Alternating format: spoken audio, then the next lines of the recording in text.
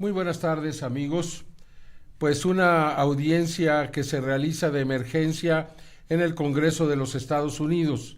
El motivo, el número extraordinario de avistamientos de objetos de un sistema aéreo no identificado, así le están llamando ahora, porque los habían venido pues calificando como drones y evidentemente que no lo son, y por tanto ahora se trata de un sistema aéreo no identificado. Es como están llamando a este fenómeno que se ha venido presentando en diversos lugares del mundo y también, desde luego, en bases militares de los Estados Unidos, en bases nucleares, y esto pues tiene muy preocupadas a las autoridades y por tanto van a tener una reunión de emergencia en el Congreso para poder determinar pues el grado de peligro que se está enfrentando en este momento por todos estos objetos anómalos no identificados que se están moviendo en los cielos de los Estados Unidos. Jesús Alberto Tlaxcalteco, ¿cuál es exactamente el motivo de esta audiencia? ¿Qué comité es el que la está manejando? ¿Quiénes van a asistir a ella? Así es, señor Jaime, buenos días a todos. En una audiencia de emergencia por lo que está sucediendo en los Estados Unidos, programada cada año, pero ahora se está adelantando y se le está llamando de carácter urgente. Va a estar el subcomisionado ejecutivo adjunto de operaciones aéreas, se encontrará el director adjunto del grupo de respuesta e incidentes críticos de los Estados Unidos, el fiscal general de Seguridad Nacional. En la parte 2 de esta audiencia estará el vicepresidente de Seguridad Nacional y el coordinador del Grupo de Decisiones Estratégicas Aéreas y Marítimas de los Estados Unidos. Esta audiencia la está generando el Comité de Seguridad Nacional en la Cámara de Representantes, lo que es la Cámara de Diputados en México y en otros países, allá en la Cámara de Representantes. Es importante señalar, señor Jaime, que hace unos días el Senado también hizo una audiencia cerrada sobre esto que está sucediendo en los cielos de los Estados Unidos y de Reino Unido. Ellos la dirigen hacia objetos que no pueden saber su origen ni de dónde están proviniendo, y les están llamando, como usted lo acaba de indicar, aéreos no tripulados. Todavía cabe señalar que aquí se va a poner en entrepié que hay muchos objetos que, aparte de ser eso, son WAPs, fenómenos anómalos no identificados. Entonces, esta es la razón de ser de esta audiencia abierta, donde estos funcionarios van a dar respuesta de sus sistemas de seguridad que están implementando para dar respuesta a lo que está sucediendo y qué información más tienen. Al ser el Comité de Seguridad Nacional, estamos hablando de que es un alto nivel el que se va a manejar ahora. ¿Quiénes van a asistir, Alberto? Los funcionarios que le acabo de comentar, el subcomisionado ejecutivo adjunto de operaciones aéreas, que es el principal quien encabeza, quien dictamina todas las decisiones entre el Pentágono, al interior del Pentágono, entre lo marítimo y lo aéreo, como son los pilotos de combate. El director adjunto del Grupo de Respuesta e Incidentes Críticos es quien encabeza con la Dirección Nacional de Inteligencia, Abril Haynes, toda la estrategia rumbo a estos objetos que están sobrevolando los Estados Unidos y quien está tomando decisiones clasificadas, que ahí es donde ellos saben precisamente qué deben de ser, y esperemos suelten algún poco de dato. Esto es importante. El director adjunto, la segunda persona que va a estar en esta audiencia hablando, el director adjunto del Grupo de Respuesta a Incidentes Críticos, es el de los más importantes en esta audiencia. Se llama Robert Williams Jr. Podemos decir que es una desclasificación forzada casi. Es correcto, porque también Aro en el día de ayer, en un comunicado que nos presentó el congresista Mark Rounds en redes y en su página principal, tuvo reunión con el nuevo director, que está poniendo mucha atención a estos objetos que están sobrevolando los Estados Unidos, que ellos le siguen llamando, y no quiero repetirlo, que no los mencionan como WAPs, pero los están denominando de otro nombre. Drones, pero están locos, mano. Están locos. Pues por eso yo creo que ahí es la parte que nos corresponde a todos nosotros, no replicar esa denominación, porque justamente no lo son. Son objetos que superan todas las capacidades de tecnología conocidas por los Estados Unidos y por Rusia y por China. O sea, para que ya estén invadiendo el territorio estadounidense, violando el espacio aéreo, sin capacidad de respuesta, sin capacidad de saber de dónde son y cómo es que están llegando a las bases militares, que sabemos que cualquier dron que viole una base militar y sea considerado hostil, porque desde la hostilidad no quiere decir que estén atacando, pero el espionaje, el estar revisando las bases militares. Están muy preocupados, ¿no? Están muy preocupados de qué pueda hacer, pero bueno, si pretenden defenderse de ellos, pues creo que están en absoluta desventaja, ¿no? Es correcto. Y por eso la senadora también, Gillibrand, acaba de lanzar otro comunicado. Todos los congresistas ahorita están lanzando comunicados en base a esto.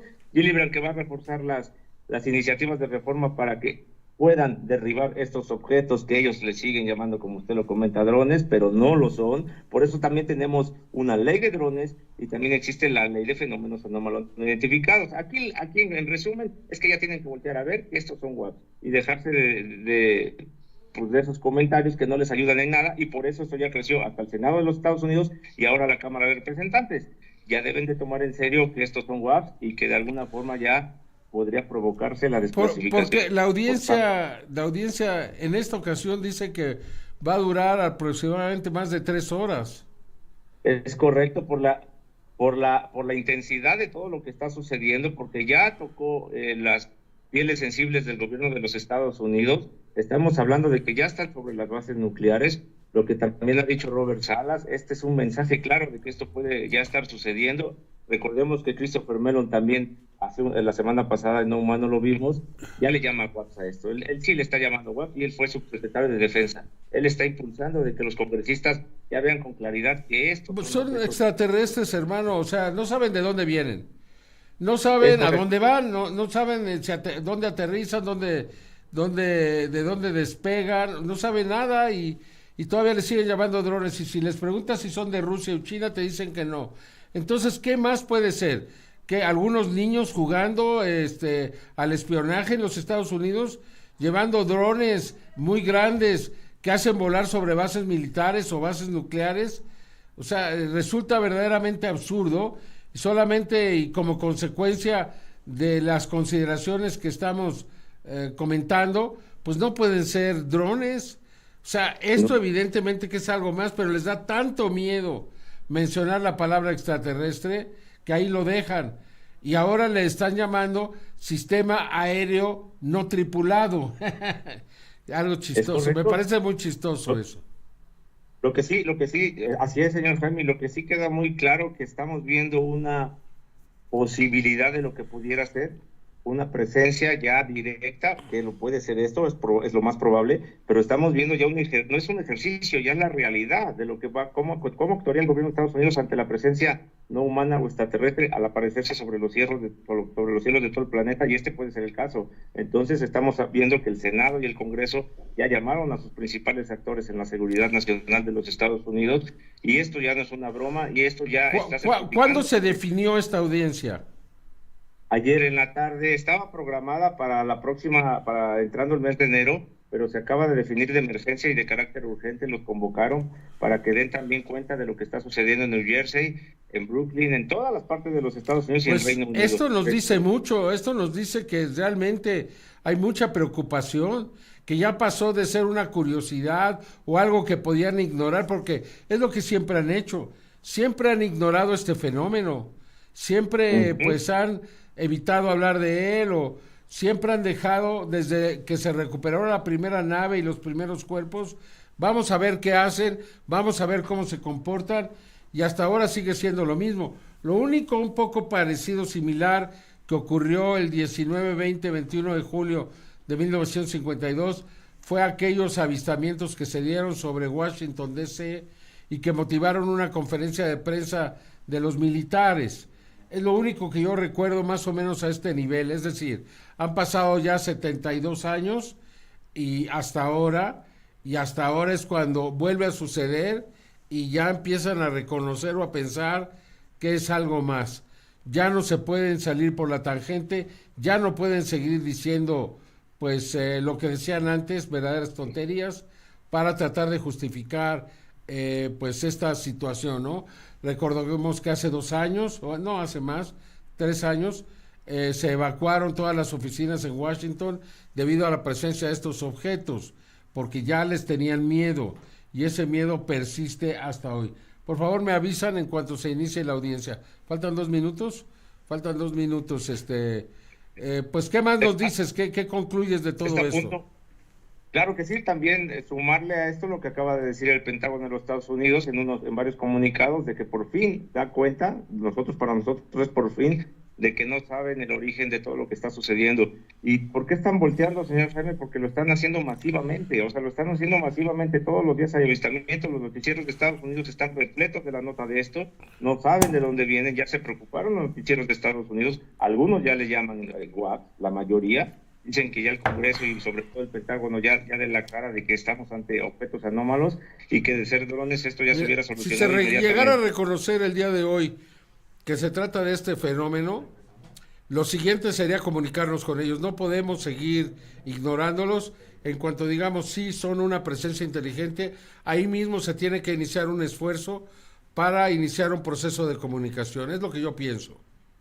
Así es, y muy pendientes ahorita, señor, vuelvo a repetir, de Ted Jones, quien es el subcomisionado ejecutivo adjunto de operaciones aéreas. Él es el primero que va a dar nota de lo que está sucediendo, naturalmente de algunas cuestiones paralelas a lo que es su trabajo, sus operaciones, pero lo importante ahorita que le van a preguntar a los congresistas qué está sucediendo en los cielos de Estados Unidos, porque, repito, los noticieros de Estados Unidos están repletos de esta nota.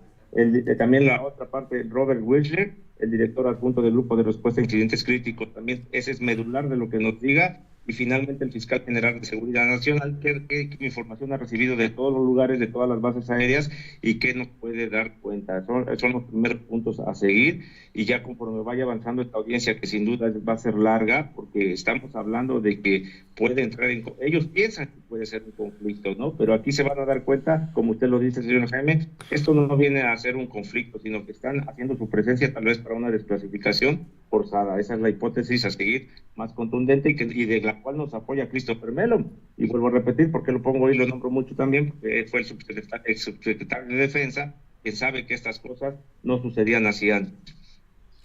Bueno, ya se anunció que va a iniciar en unos minutos más, y nosotros iremos directamente a transmitir esto. Creo que somos el único medio en español. Desafortunadamente le quiero avisar que no va a haber traducción simultánea. Esta la vamos a tratar de implementar lo antes que podamos.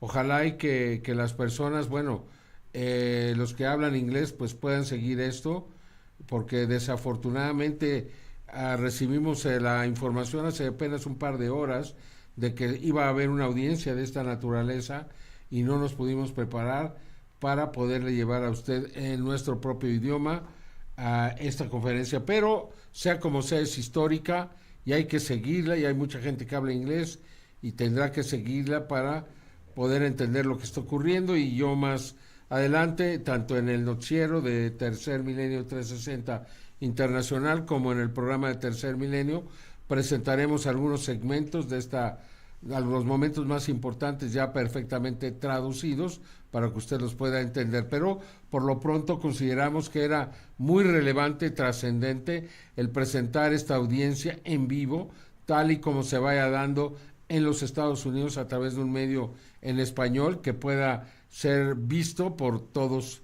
las gentes que están pendientes de todo lo que hacemos. Así es que, pues en un minuto más se inicia. Así es, señor Jaime, y recordarles a todos que en las redes de titular de usted, señor Jaime, están los videos más recientes de todo lo que está sucediendo en los Estados Unidos principalmente. No sé están si compartiendo decenas y decenas de videos. A ver si pudiésemos, no sé si pudiésemos presentar algunos de los videos de lo que está ocurriendo, a ver si nos hacen favor aquí. Te digo, realmente no nos preparamos porque no hubo tiempo. O sea, lo más importante para nosotros era transmitir la audiencia, fuera como fuera, ¿no? Y vamos a ver si podemos presentar algunos videos, porque sí son muy impresionantes y en todas partes. También en Argentina, en Inglaterra, ¿no? Así es, incluso en Italia aparecieron algunos de diversos, ¿cómo le llaman? Enjambres. Están sucediendo por todo el mundo, y esto ya de la ciencia ficción estamos brincando a la realidad, y esto es un punto medular en todo esto. Y repito, los noticieros de Estados Unidos, Fox News, News Nation, NBC, ABC News, todos están dando cuenta de esto y se dirigen principalmente a lo que un día dijo Luis Elizondo, señor Jaime, si nos avisa Máster en cuanto empiece para también yo contar mi comentario, pero un día Luis Elizondo dijo, Y estos son drones, entonces es el mayor error de estrategia y de capacidad y de seguridad en toda la historia de Estados Unidos, del país más poderoso del planeta. ¿Cómo pueden ser drones y estar haciendo lo que están haciendo? Desde luego, hombre, pues yo no sé, es que ahora como los drones están de moda, pues entonces son drones, ¿no? Y si hubiera otra cosa de moda sería eso, ¿no? O serían globos como eran antes, o serían planetas como era antes, o sería gas del pantano como era antes. Y ahora pues lo de moda son los drones y bueno, eso es lo que tienen que ser, pero la verdad es que son drones, entre comillas, que nadie sabe de dónde vienen ni a dónde van ni nada de ellos, ¿no? Nada más pues les dicen drones porque no tienen otra manera de poderlos calificar. Pero la verdad es que estas son inteligencias no humanas que están manifestándose de una manera muy intensa debido quizá a los problemas del tipo climático, debido quizá a la situación atmosférica de nuestro mundo. No lo sabemos, pero la cuestión es de que están aquí y es lo más importante. A ver, aquí tenemos uno de esos videos. Mira, aquí tenemos otro. No, se ven un poco mal. No, no sé qué está pasando. Mira, ahí esto, si no me equivoco, fue en Argentina, ¿no? Así es, señor Ahí Jaime. están esos enjambres de los que se habla, son como estos, ¿no? Y recordemos el análisis de Ronnie Verdes de Brasil.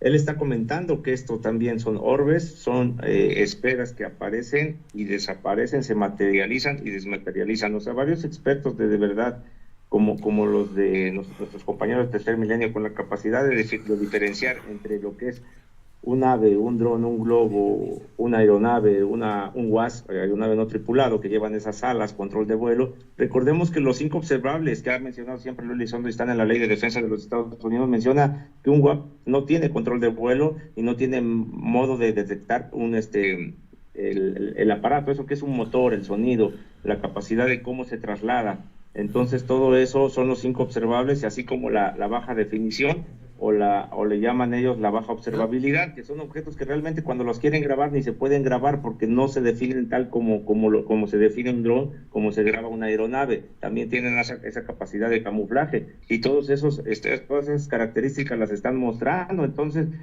poco a poco, esperemos hoy alguien de estos funcionarios públicos de Estados Unidos sea capaz, tenga la ética y diga, esto va más allá de la tecnología humana y están sobre nosotros, señor Jaime. Bueno, pues muchísimas gracias, Jesús. Vamos a A estar la muy orden, pendientes y al rato nos comunicamos otra vez. estamos pendientes. Vamos a Washington y en cualquier momento va a iniciar esta audiencia. Vamos a estar muy pendientes aquí. Adelante. Pero no corte.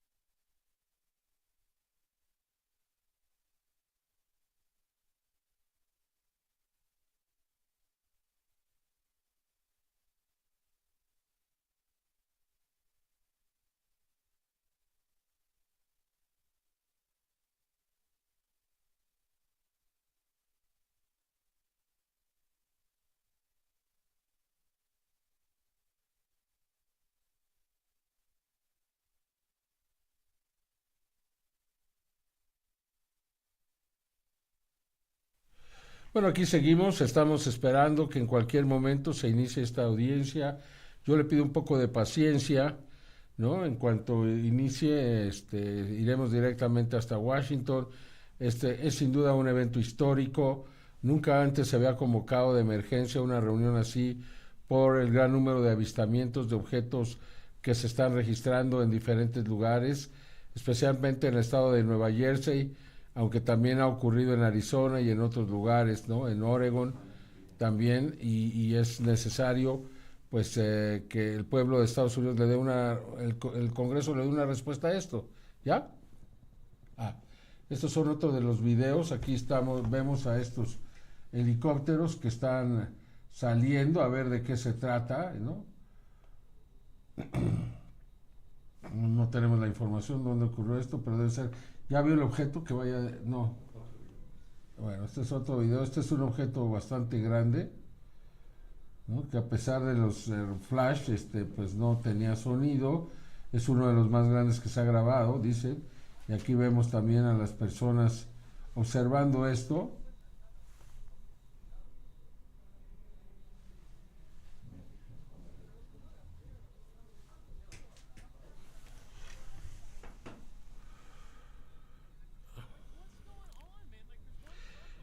Todos esos objetos y muchos más están siendo grabados por las personas en diferentes lugares, también le repito, en Argentina, en Inglaterra, en Estados Unidos hasta ahorita. Objetos a veces que están solos o a veces aparece uno después de otro. Dice que decenas o cientos los que se han observado.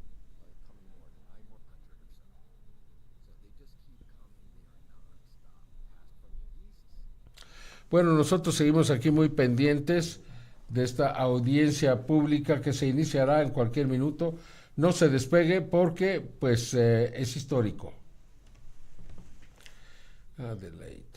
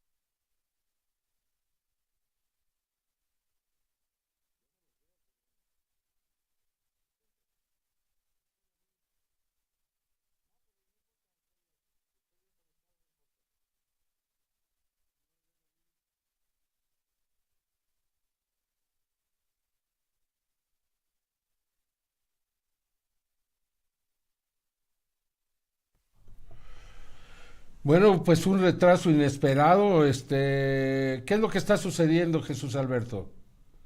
Es correcto, señor Jaime, está en los comentarios entre la comunidad internacional que está al pendiente de esto, que naturalmente es un 90% de todos los que llevamos el tema WAP en el mundo, comentan si existe la posibilidad de que el Comité de Seguridad Nacional, por ser el propio Comité de Seguridad Nacional, esté cerrando la transmisión de última hora o haya sido un retraso de los funcionarios que están llegando, pero siempre son puntuales ahí. O sea, están las dos posibilidades. Lo que hay que resaltar que si esto se llega a bloquear, habla más allá todavía de que si lo hubieran transmitido. No sé qué opine, señor Jaime. No, bueno, si la transmiten sería histórico. Si no la transmiten, pues nuevamente regresamos a lo de siempre. Y digo sería histórico porque se iba a discutir abiertamente sobre una realidad que está ocurriendo en los Estados Unidos, en las bases militares, y que no va a dejar de suceder. No porque cancelen esta conferencia se va a terminar esa situación. Por tanto, yo creo que lo mejor sería que den la cara y que se abran, pero sabemos cómo se mueven estos señores y cada vez que consideran que se afecta a la seguridad nacional, bloquean cualquier situación. Y aquí yo no sé si alguien haya considerado que esto era peligroso para los Estados Unidos el poderlo transmitir y entonces lo están bloqueando. Híjole, sería también histórico que se bloquee una conferencia anunciada de esta magnitud y con estas características y que al final de cuentas no la transmitan por la razón que sea, me parece a mí muy delicado, ¿no? Y que habla de que realmente vivimos, o sea, de que aquí hay, pues no sé, no hay libertad de expresión, no hay libertad de poder saber lo que ocurre en ningún sentido, ¿no? Sabemos que hay muchos avistamientos, sabemos que tienen mucho miedo en los Estados Unidos, sabemos que cada vez están más cerca de embarcaciones militares, de aviones militares, de bases militares, de plantas nucleares, pero siguen haciendo como que no existe el fenómeno, siguen ignorándolo, ahora le llaman drones, y lo iban a discutir abiertamente en una sesión del Congreso, y ahora pues aparece el letrero de, sigue todavía ahí retrasado, delayed, y pues ¿por qué delayed? Pues no sabemos. Yo espero que sí se haga, espero que en cualquier momento se abra la señal, porque de otra manera pues realmente va a hablar muy mal de toda esta situación, ¿no? Así es, varios canales, varios programas en Estados Unidos la tenían programada también, que llevan no solo del fenómeno anómalo, sino también de la parte de seguridad nacional y asuntos bélicos. Entonces, todo esto está programado en diversas plataformas y canales de televisión. De verdad es histórico. Yo creo y pienso que podemos todavía estar a tiempo de que haya sido un retraso y que en cuestión de unos 10, 20 minutos se abra, pero también el Congreso de los Estados Unidos sabe que de aquí depende mucha información para distintos noticieros, para distintos organismos, y que no se pueden permitir un retraso de tal magnitud cuando la audiencia está anunciada, ¿no? Porque está anunciada, está abierta al público. A las 2 de la señal. tarde de allá, 1 de la tarde de México, ¿no? Es correcto. Entonces todo el mundo se programa para tal efecto como lo estamos haciendo nosotros. Yo creo que pues si es un retraso se les aceptará pues digamos la falla, la omisión, pero siempre y cuando pues se abra la señal y empecemos a ver toda la información que tienen que dar. Caso contrario la bloqueen, pues también será un momento histórico en que este fenómeno anómalo ha sido vedado, ha sido vendado también para la demás audiencia del mundo, en que no se entere de lo que está sucediendo en los cielos de los Estados Unidos, porque van a estar personajes medulares que van a dar la información real, y al escuchar de un funcionario público de tal altura que diga que no sabe lo que está sucediendo, no saben lo que es, pues también da una señal de que esto va más allá de drones y UAS, o objetos aéreos no tripulados, ¿no, señor Jaime? Sí, caray, no sé. No Pues, me lo esperaba. No, así como no me ¿no? esperaba esta audiencia en la mañana que nos hicieron saber qué iba a ocurrir, no me esperaba que en el último momento o le iban a bloquear, o le iban a cancelar, o a retrasar, o qué es lo que iban a hacer. Nos tienen aquí, pues, porque además no se da ninguna información en ningún Es lado. correcto. Entonces, pues uno que está acá en México, pues no puede saber lo que está pasando en los pasillos del Congreso. Seguramente que al rato o más tarde tendremos información sobre lo que ocurrió, pero mientras tanto estamos aquí esperando sin saber más de lo que está ocurriendo y por qué este retraso que se ha dado, ¿no? Esperamos que en cualquier momento haya la señal, pero si no la hay, pues usted tiene la última palabra y usted puede pensar lo que considere, porque quiere decir que las fuerzas activas para cerrar la información, para bloquearla, para no permitir que esto trascienda a la gran comunidad internacional, pues sigue presente con toda su fuerza, evitando que la verdad salga a la luz. Así es, lo que ya es un hecho consumado, que este asunto de los objetos no identificados sobre los cielos de Estados Unidos ha puesto de cabeza al Senado de los Estados Unidos la semana anterior y ahora al Comité de Seguridad Nacional de la Cámara de Representantes. Yo estoy convencido de que va a seguir. Va a seguir y a ver qué van a hacer. A ver qué van a hacer. Así es, señor. Pues estaremos pendientes. Otro nuevo checklist dentro de unos 15 minutos, si le parece, señor Jaime. Bueno, vamos a esperar tantito. Ojalá que nos tenga paciencia y mantenga el canal abierto por si esto se inicia en cualquier momento. Muchas gracias. Y a la orden, señor Jaime.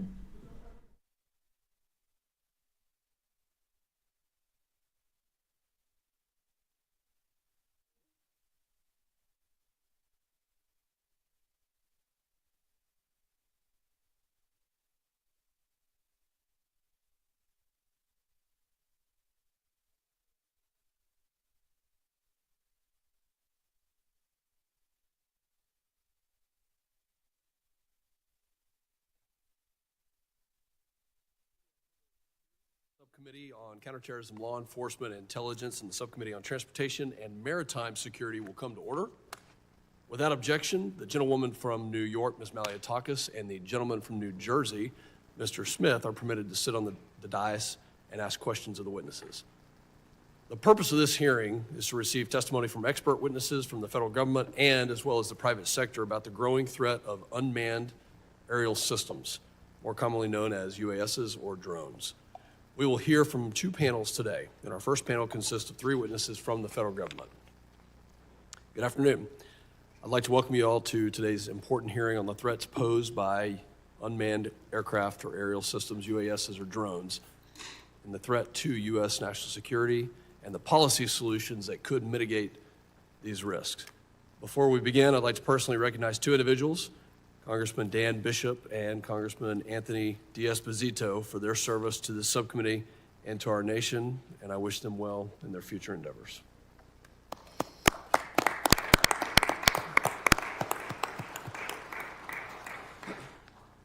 As we sit here today, we are at a critical juncture in the evolution of military technology, commercial innovation, and cybersecurity. UASs have become a transformative force. They've been used in countless positive ways that include revolutionizing many industries like agriculture, logistics, film production, and others, while also improving capabilities for humanitarian relief and law enforcement. However, as with any powerful technology, UAS have also introduced significant security challenges. In recent years, the proliferation of UAS, both domestically and abroad, has raised serious concerns regarding their potential misuse in criminal activities, espionage, and more alarmingly, in threats to U.S. national security. From foreign adversaries seeking to exploit UAS for surveillance and intelligence gathering, to the growing risk of UAS as being weaponized to attack critical infrastructure, sports stadiums, our vulnerabilities are clear. The risk posed by commercial and military-grade UAS in the hands of rogue states, non-state actors, terrorist organizations, and even individuals cannot be overstated. There have already been several troubling incidents where UAS have been used to penetrate airspace, compromising not only our national security, but public safety. Threats to our homeland can also derive from the manufacturing of products that Americans frequently use. A glaring example is the widespread use of drones manufactured by Dajiang Innovations, DJI, a Chinese company whose products are deeply embedded in U.S. industries and critical sectors. These systems raise national security concerns, including risk of unauthorized data access and systemic vulnerabilities. Multiple U.S. departments and agencies have already admonished against or banned the procurement of certain UAS originating in the People's Republic of China in recognitions of the threats that they pose. Just this past October, reports indicated that CBP is blocking the importation of some UAS produced by DJI due to potential violations of the Uyghur Forced Labor Prevention Act, which is a law that prohibits the importation of goods into the U.S. produced in whole or in part with forced labor out of the PRC. We must work to protect U.S. communications equipment while strengthening U.S. supply chains by ensuring foreign manufactured technologies that pose security threats cannot operate in U.S. networks.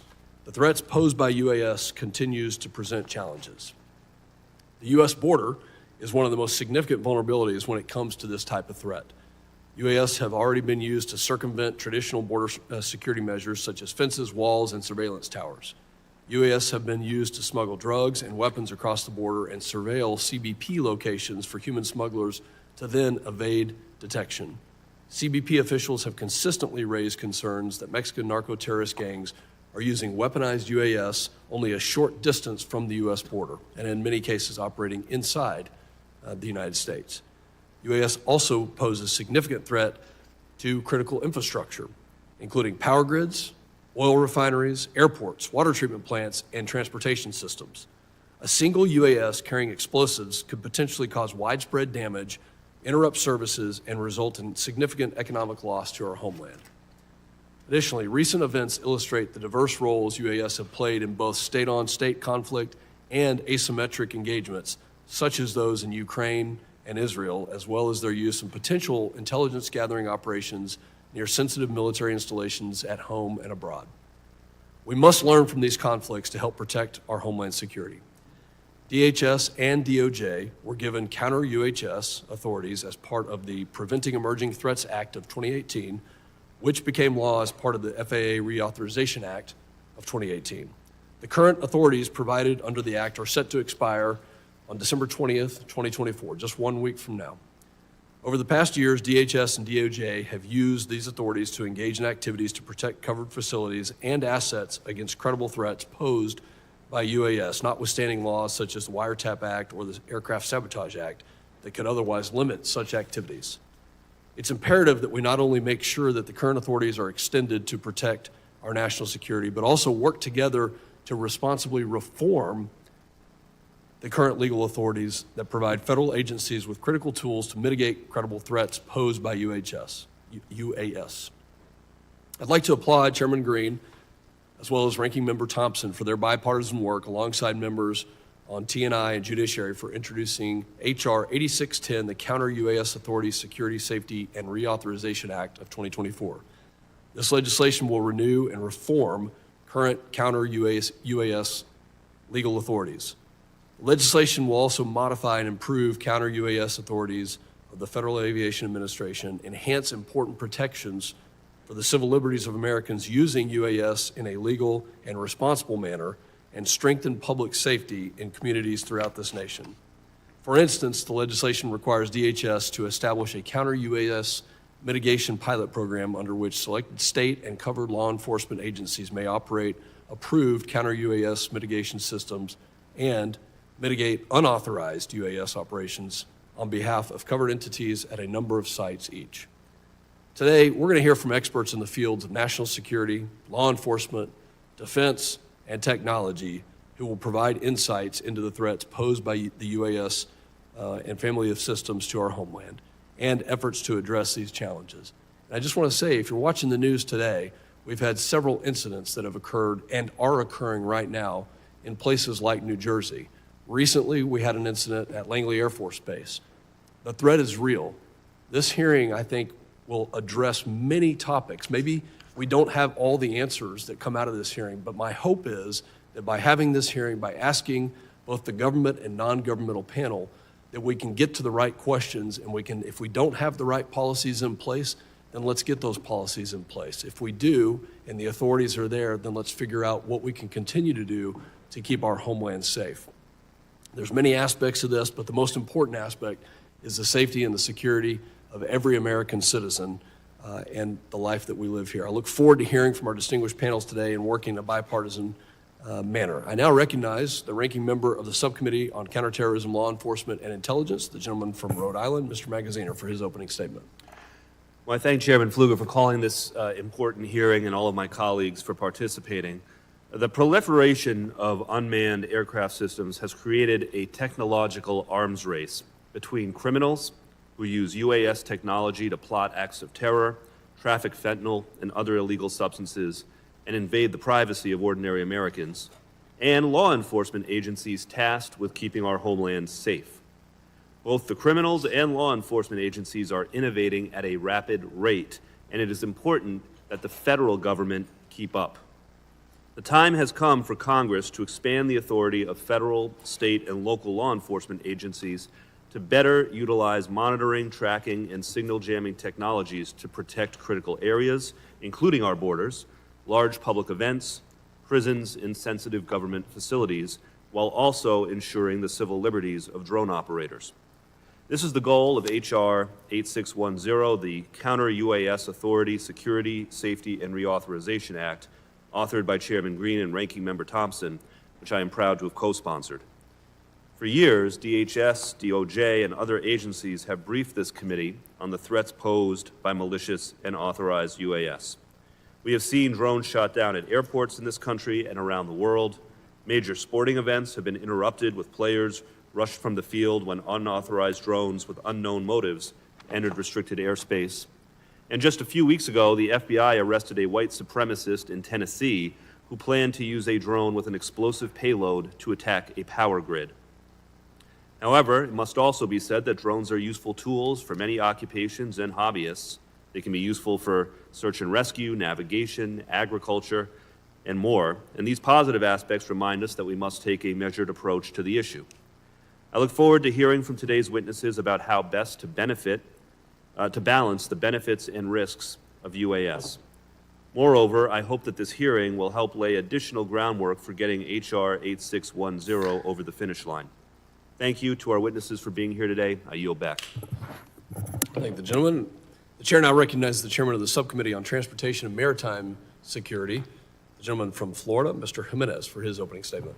Thank you, Mr. Chairman. Today we're examining the growing threats posed by unmanned aerial systems, UASs, or drones, and exploring solutions to better protect our homeland from this evolving technology. The popularity and accessibility of drones have skyrocketed in recent years. Today, there are more than 880,000 registered drone operators in the United States, with countless other operating drones without proper registration or training. While many of these operators use drones for legitimate purposes, recreational, commercial, or otherwise, there is an undeniable threat from those who misuse this technology either through ignorance of the rules and regulations or with malicious intent. Uninformed operators can inadvertently disrupt air traffic or encroach on sensitive areas, creating safety risks that strain our law enforcement and the aviation systems. While uninformed operators present a risk, their potential impact is negligible compared to the dangers posed by nefarious actors with malicious intent. Nefarious actors, including transnational criminal organizations, terrorists, and foreign adversaries, can exploit drones to evade traditional security measures, gather intelligence, smuggle contraband, disrupt transportation systems, or even launch attacks on our homeland. The threat from nefarious actors is both real and escalating. Along our borders, drones are increasingly employed by cartels to smuggle drugs and surveil law enforcement operations. We must consider all appropriate actions to ensure that foreign adversaries like the Chinese Communist Party are not using drones under the guise of legitimate activities to relay sensitive information back to China or other entities that seek to harm the United States.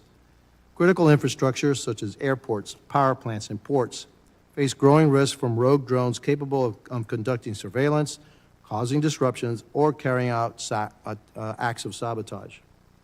These risks are not hypothetical. Since 2021, the Transportation Security Administration has documented nearly 2,000 drone sightings near U.S. airports, with major airports experiencing drone incursions almost daily. Furthermore, between 2021 and 2022, the FBI reported 235 incidents of suspicious drone flights at or near chemical plants in Louisiana. Similar UAS activity is also observed at oil storage facilities in Oklahoma and natural gas facilities in Texas, highlighting the growing threat to critical energy infrastructure. Beyond our borders, the conflict in Ukraine has highlighted the weaponization of drones in modern warfare. Both sides have employed drones for reconnaissance, targeting, and direct attacks, underscoring the ability to use drones to transform the dynamics of conflict. These lessons, both from domestic incidents and international conflicts, should serve as a wake-up call for us to bolster our defenses against the misuse of drones within the United States. Looking ahead, the stakes will only continue to rise, with major global events such as the 2026 FIFA World Cup, of which many games will be played in my hometown of Miami, and the 2028 Summer Olympics coming to the United States. We must be ready to confront these threats to safeguard critical infrastructure and ensure the safety of travelers, participants, and spectators. We have a responsibility to defend against drone threats, and the need for action is clear. We must act swiftly. Today's hearing is an opportunity to better understand the full scope of the challenges posed by drones and to explore innovative solutions to mitigate these risks. I want to thank my colleague from Texas, Representative Pfluger, as well as my colleagues from the Subcommittee on Counterterrorism, Law Enforcement, and Intelligence for partnering with us to host this important hearing. Thank you to our witnesses, Deputy Executive Assistant Commissioner Jones, Deputy Assistant Attorney General Wiegman, and Assistant Director Wheeler for appearing before the subcommittees. I look forward to hearing about how we can better counter rogue drones, safeguard critical infrastructure, and ensure our policies keep pace with this evolving technology, and I yield back. The chair now recognizes the ranking member of the Subcommittee on Transportation and Maritime Security, the gentleman from Michigan, Mr. Tanadar, for his opening statement. Good afternoon, and thank you to both Chairman and Ranking Member Magaziner for holding today's hearing, as well as to our witnesses for joining us. Over the past few years, the use of unmanned aerial systems, also known as drones, has become common across a wide range of applications. Drones have become increasingly affordable and useful within agriculture, law enforcement, search and rescue, photography, and other industries. However, as the airspace becomes more and more crowded with unmanned aircraft, we must ensure the government is prepared and empowered to protect the safety and security of U.S. critical infrastructure and the American public. In 2018, Congress enacted initial authorities for the executive branch to begin testing and operating counter-drone technologies, also known as CUAS technologies. Those authorities have kickstarted the interagency coordination and technology development needed to carry out such a complex effort, but the authorities remain limited and have relied on one short-term extension after another. I hope Congress will act early next year to advance legislation to extend and expand these authorities. As we do so, we must ensure the government's counter-drone activities appropriately protect privacy and civil liberties and do not have unintended impacts on the safety of the national airspace.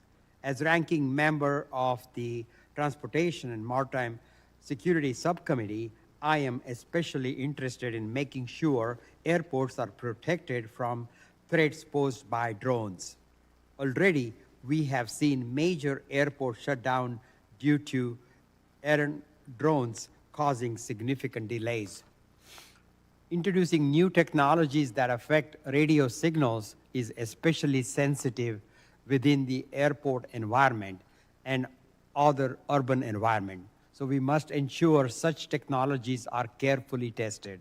I look forward to hearing from our witnesses today about how Congress can push our counter-drone efforts into a new phase in a measured yet meaningful manner. Again, I thank our witnesses and my colleagues, and I yield back. Other members of the committee are reminded that opening statements may be submitted for the record. I'm pleased to have a distinguished panel of witnesses before us today on this very important topic, and I ask that our witnesses please rise and raise their right hand.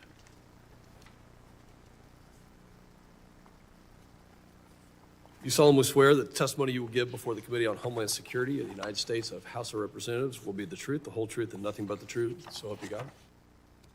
Thank you. Let the record reflect that the witnesses have answered in the affirmative.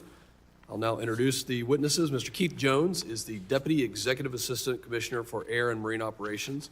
He has over 32 years of law enforcement experience. Notably, he has helped found the San Diego sector's Border Patrol Search, Trauma, and Rescue Team and was the primary driver of its national expansion. Mr. Robert Wheeler Jr. serves as the Assistant Director of the FBI's Critical Incident Response Group. His responsibilities include providing expertise in crisis management, negotiations, hazardous devices and tactical operations, behavioral assessment, surveillance, and aviation.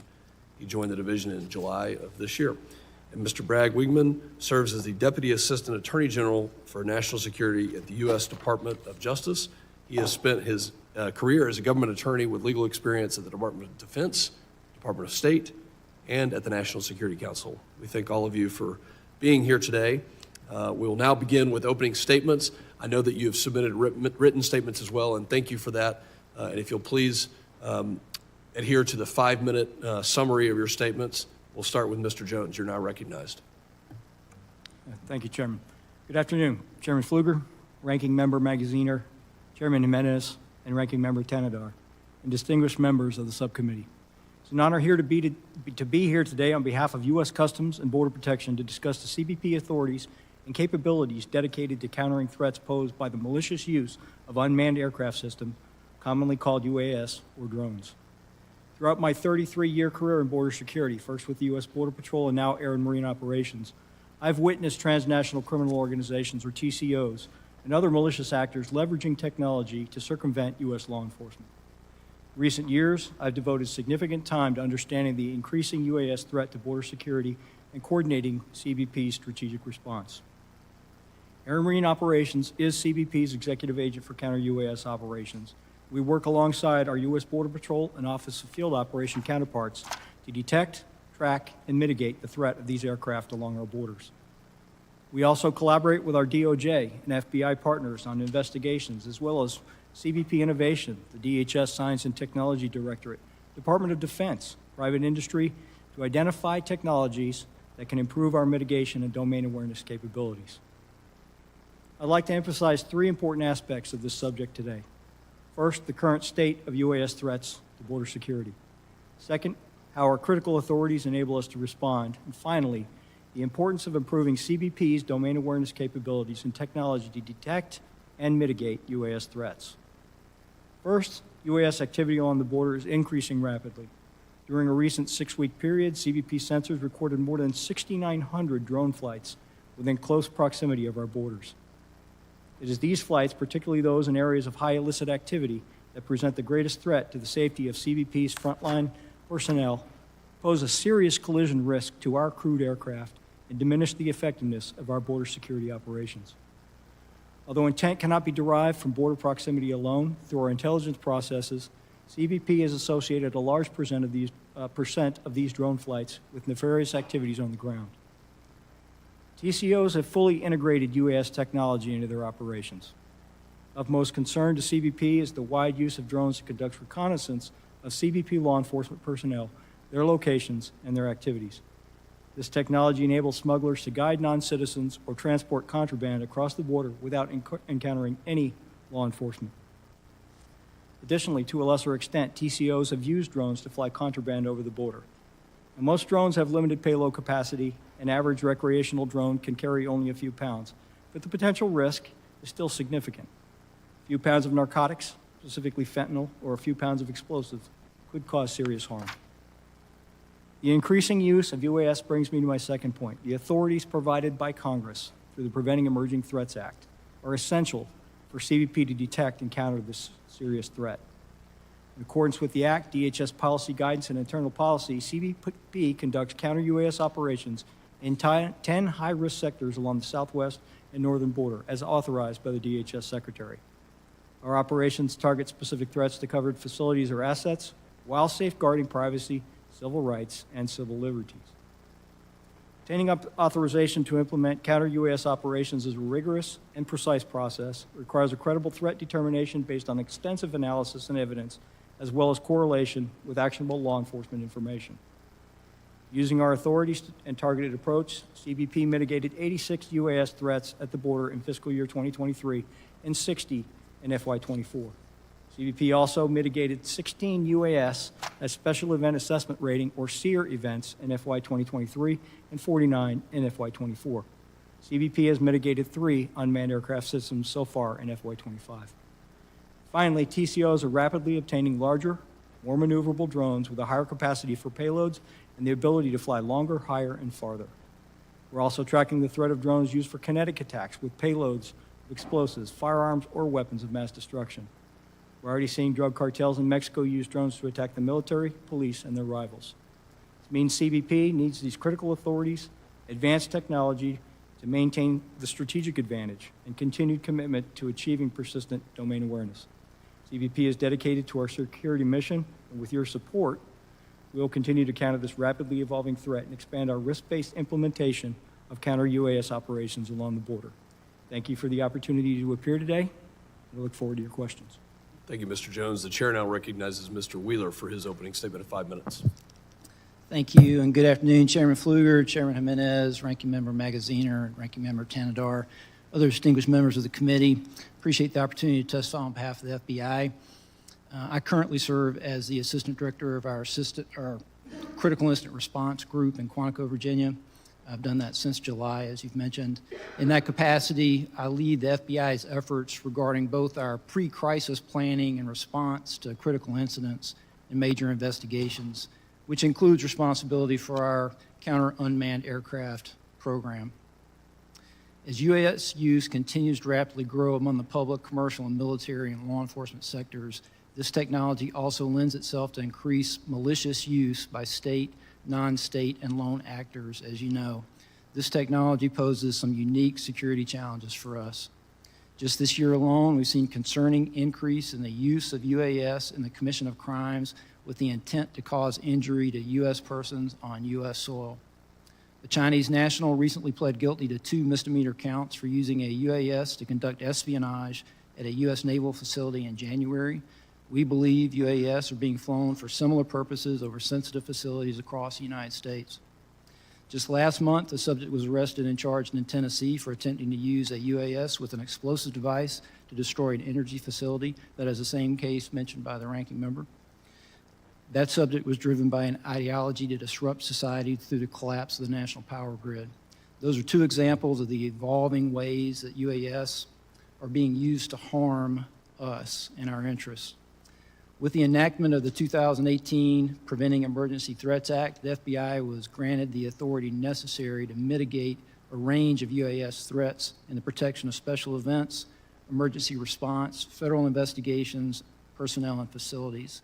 Specifically, the legislation authorizes DOJ and our partners at DHS to conduct counter-UAS operations in limited circumstances to identify, track, and mitigate credible threats. I'd stress the importance for reauthorization of the counter-UAS authorities, as you know, expire December 20th.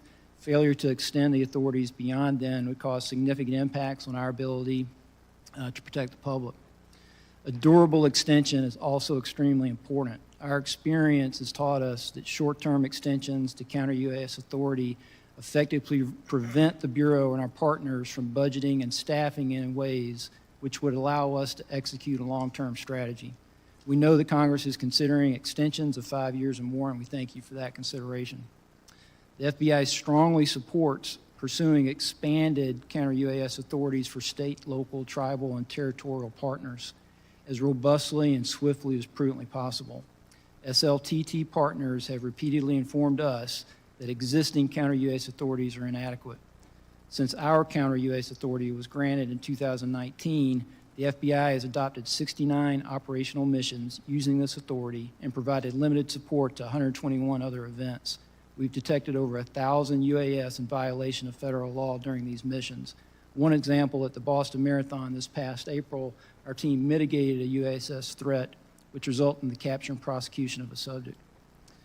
The FBI cannot alone protect the over 40,000 Special Event Assessment Rating, or SEER, events annually held in the U.S., along with the countless other requests for counter-UAS support at mass gatherings. The use of counter-UAS to protect against these situations is crucial and can only be fully addressed by expanding the capability to include our state and local partners. In closing, we remain committed to protecting Americans by countering the malicious use of this technology. The reauthorization or long-term extension of this legislation is essential to continue our mission in combating the evolving threat. And we look forward to working with you in establishing sustainable strategies to mitigate the threat going forward. Thank you. Thank you, Mr. Wheeler. The chair now recognizes Mr. Weigman for his opening statement of 5 minutes. Thank you. Good afternoon, Chairman Pfluger, Chairman Jimenez, Ranking Member Magaziner, Ranking Member Tanadar, and other distinguished members of the committee. Thank you for the opportunity to testify on behalf of the Department of Justice. As my colleagues have just said, we are committed to continuing to work hard to protect the American people from the threat of illicit drone use. But to do so most effectively, we need additional legal authority. As drones become more and more prevalent in our airspace, merely continuing with our current authorities is insufficient to address the current scale of the threat. More than 2 years ago, I and others from DHS and the FAA testified before a Senate committee about this growing threat and the need for a more durable and significantly expanded legal framework. Since that time, the Congress has provided extensions of existing counter-drone authority while considering how best to expand it. We are very grateful that both the House and the Senate continue to agree that this authority must not lapse. The Department is eager to share with you the lessons gained from our experience to help reach consensus about how much and in what way to expand the existing law. Now, the reason we need legal authority is that without it, use of the most effective types of drone detection and counter-drone technologies could violate criminal laws, including those that prohibit destroying or disabling aircraft in flight and intercepting signals and communications. As has just been said, our current authorities will lapse within the next 10 days unless reauthorized. So our first priority is for Congress to reauthorize the existing law. But I know that this committee and others have also been working on legislation to go well beyond that. And we are eager to work with Congress on a bill that will help keep the American people safe.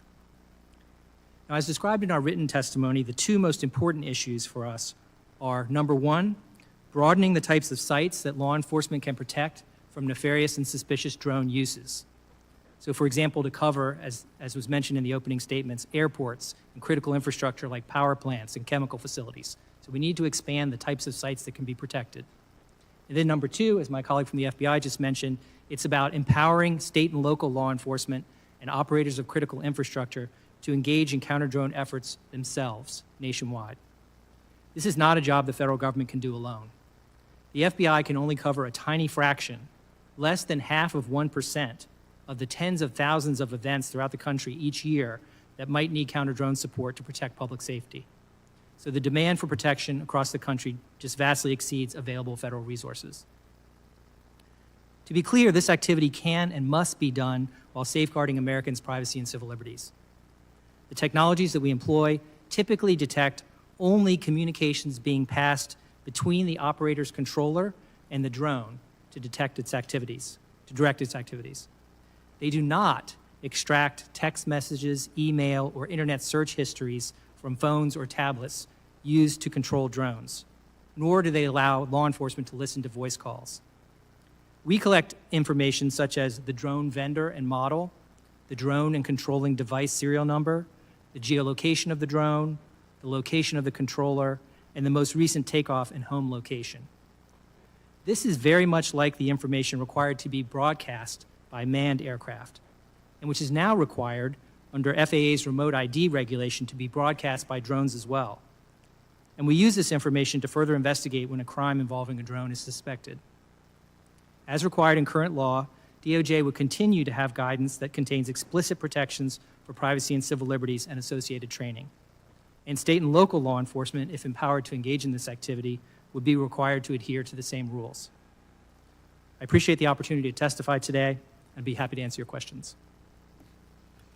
I thank the witnesses for their opening statements. Members will now be recognized by order of seniority for 5 minutes of questioning. An additional round of questioning may be called after all members have been recognized, and also knowing that we have a second panel. I now recognize myself for 5 minutes of questioning. Let's just start with current events, and I'll ask an open-ended question. What is going on in New Jersey?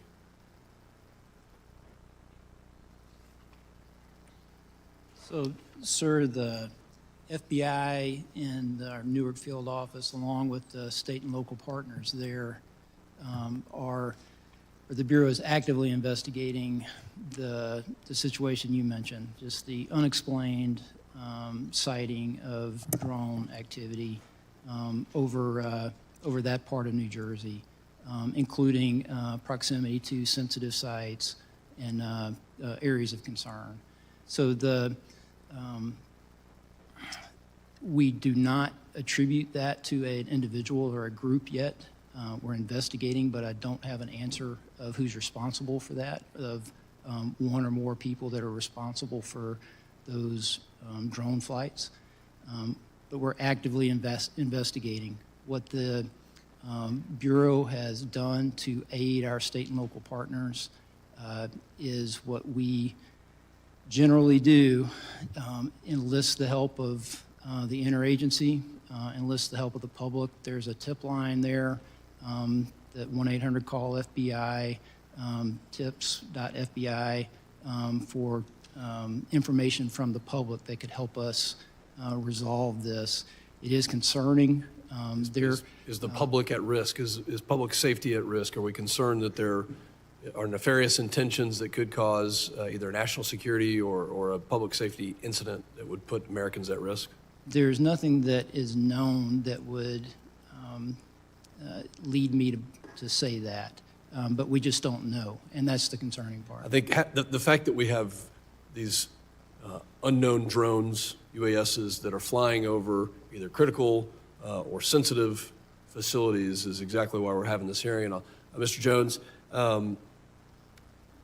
actually for anybody on the panel, let me just say, we go back to last year, there were incidents, including Langley Air Force Base, where for over a week we had unknown drones flying over a very sensitive military installation with F-22s and other, weapon systems on the ground.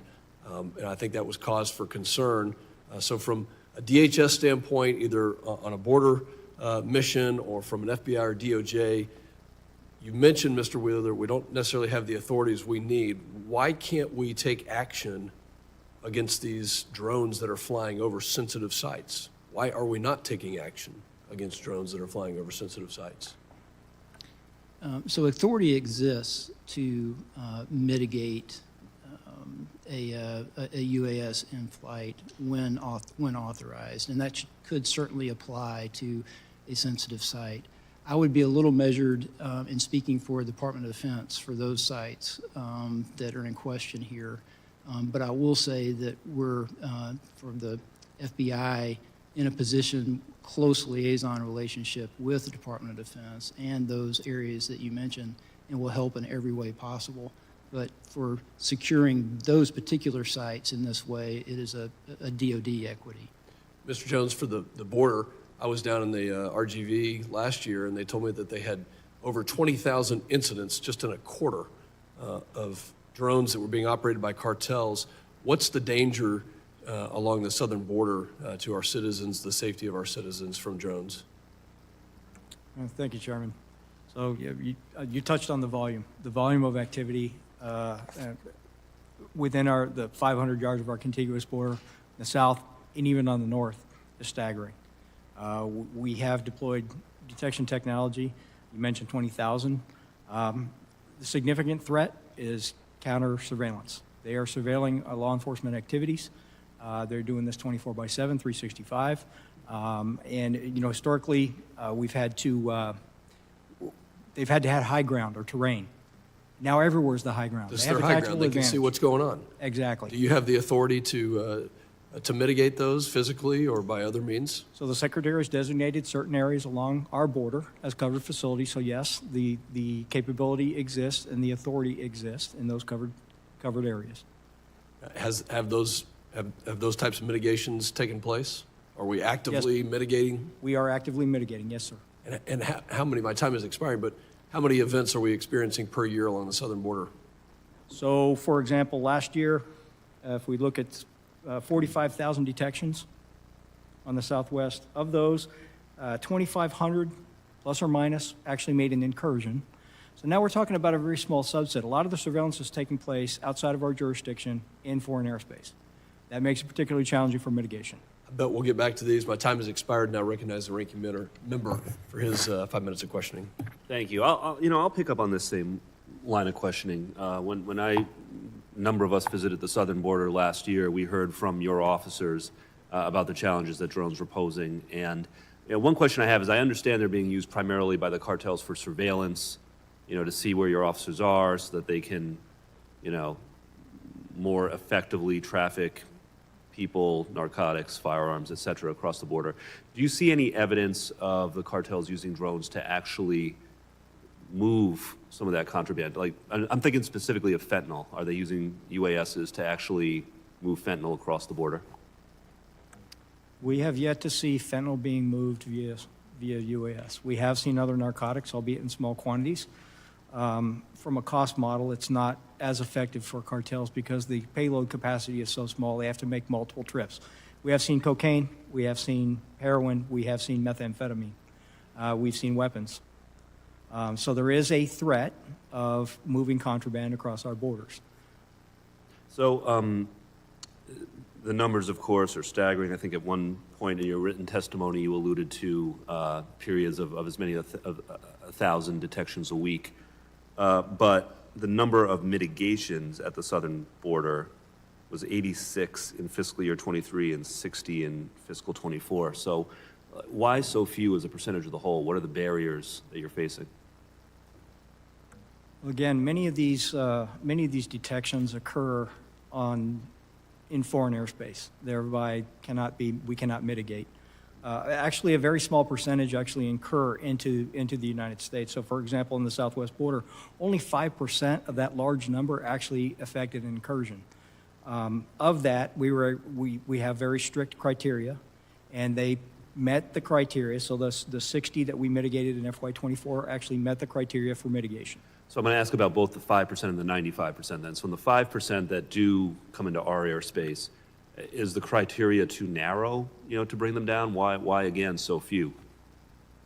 Well, again, one of the things that's notable here is that those are not 2,500 unique identifiers. You have repeat offenders. So we take down or mitigate one drone. Of that large number, that could be responsible for hundreds of those detections. I see. So these are events, not necessarily individual drones, these statistics. That's correct. Okay. So on the 95%, or really I guess 100%, even if you don't have the authority to bring them down, those that are over foreign airspace, do you still have the ability, the technological ability to track where the operators are and to alert Mexican or Canadian authorities as to where the operators are? And can you explain what that process is like?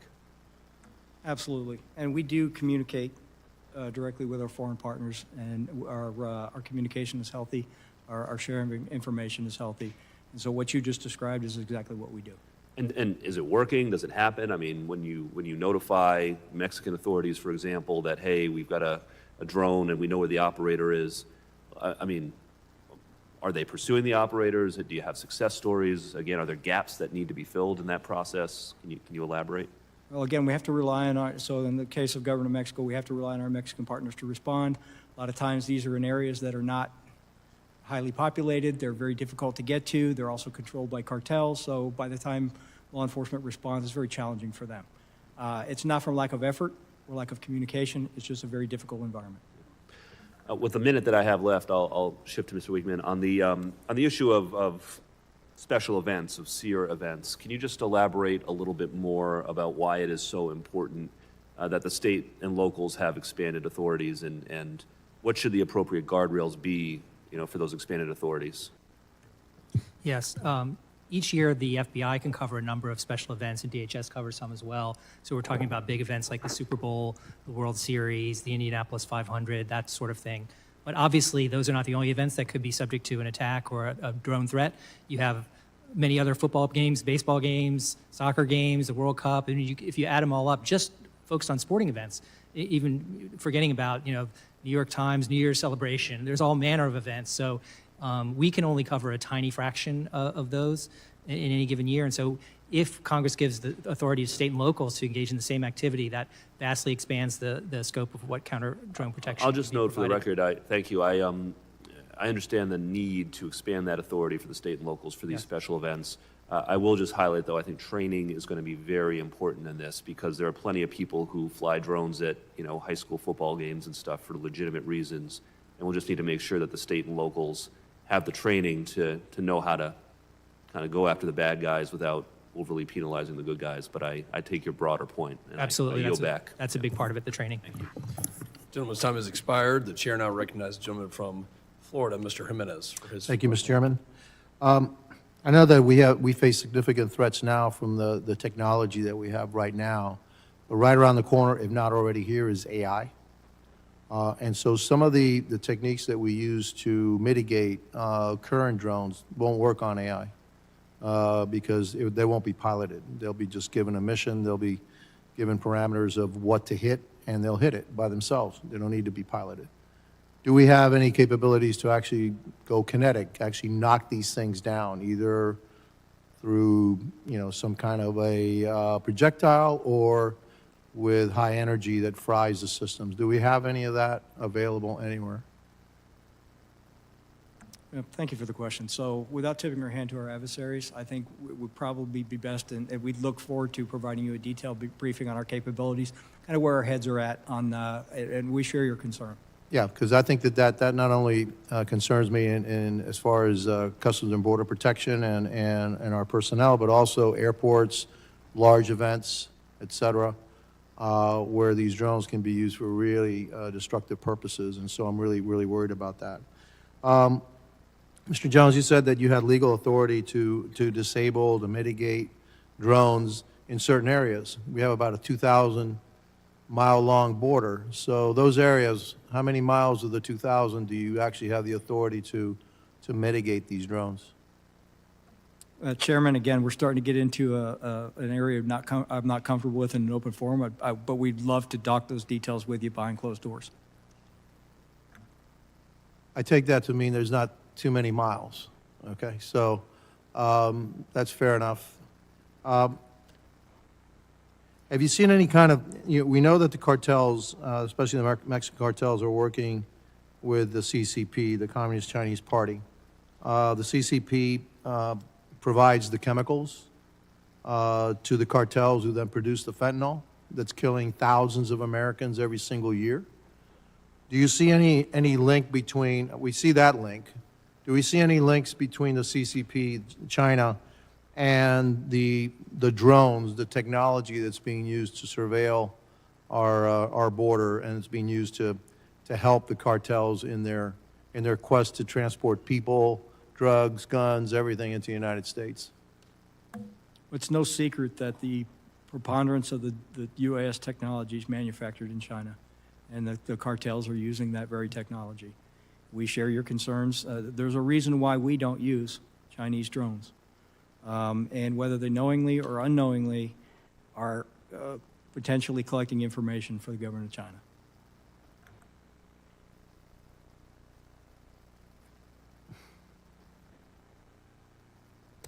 That's it. That's all the questions I have. Thank you.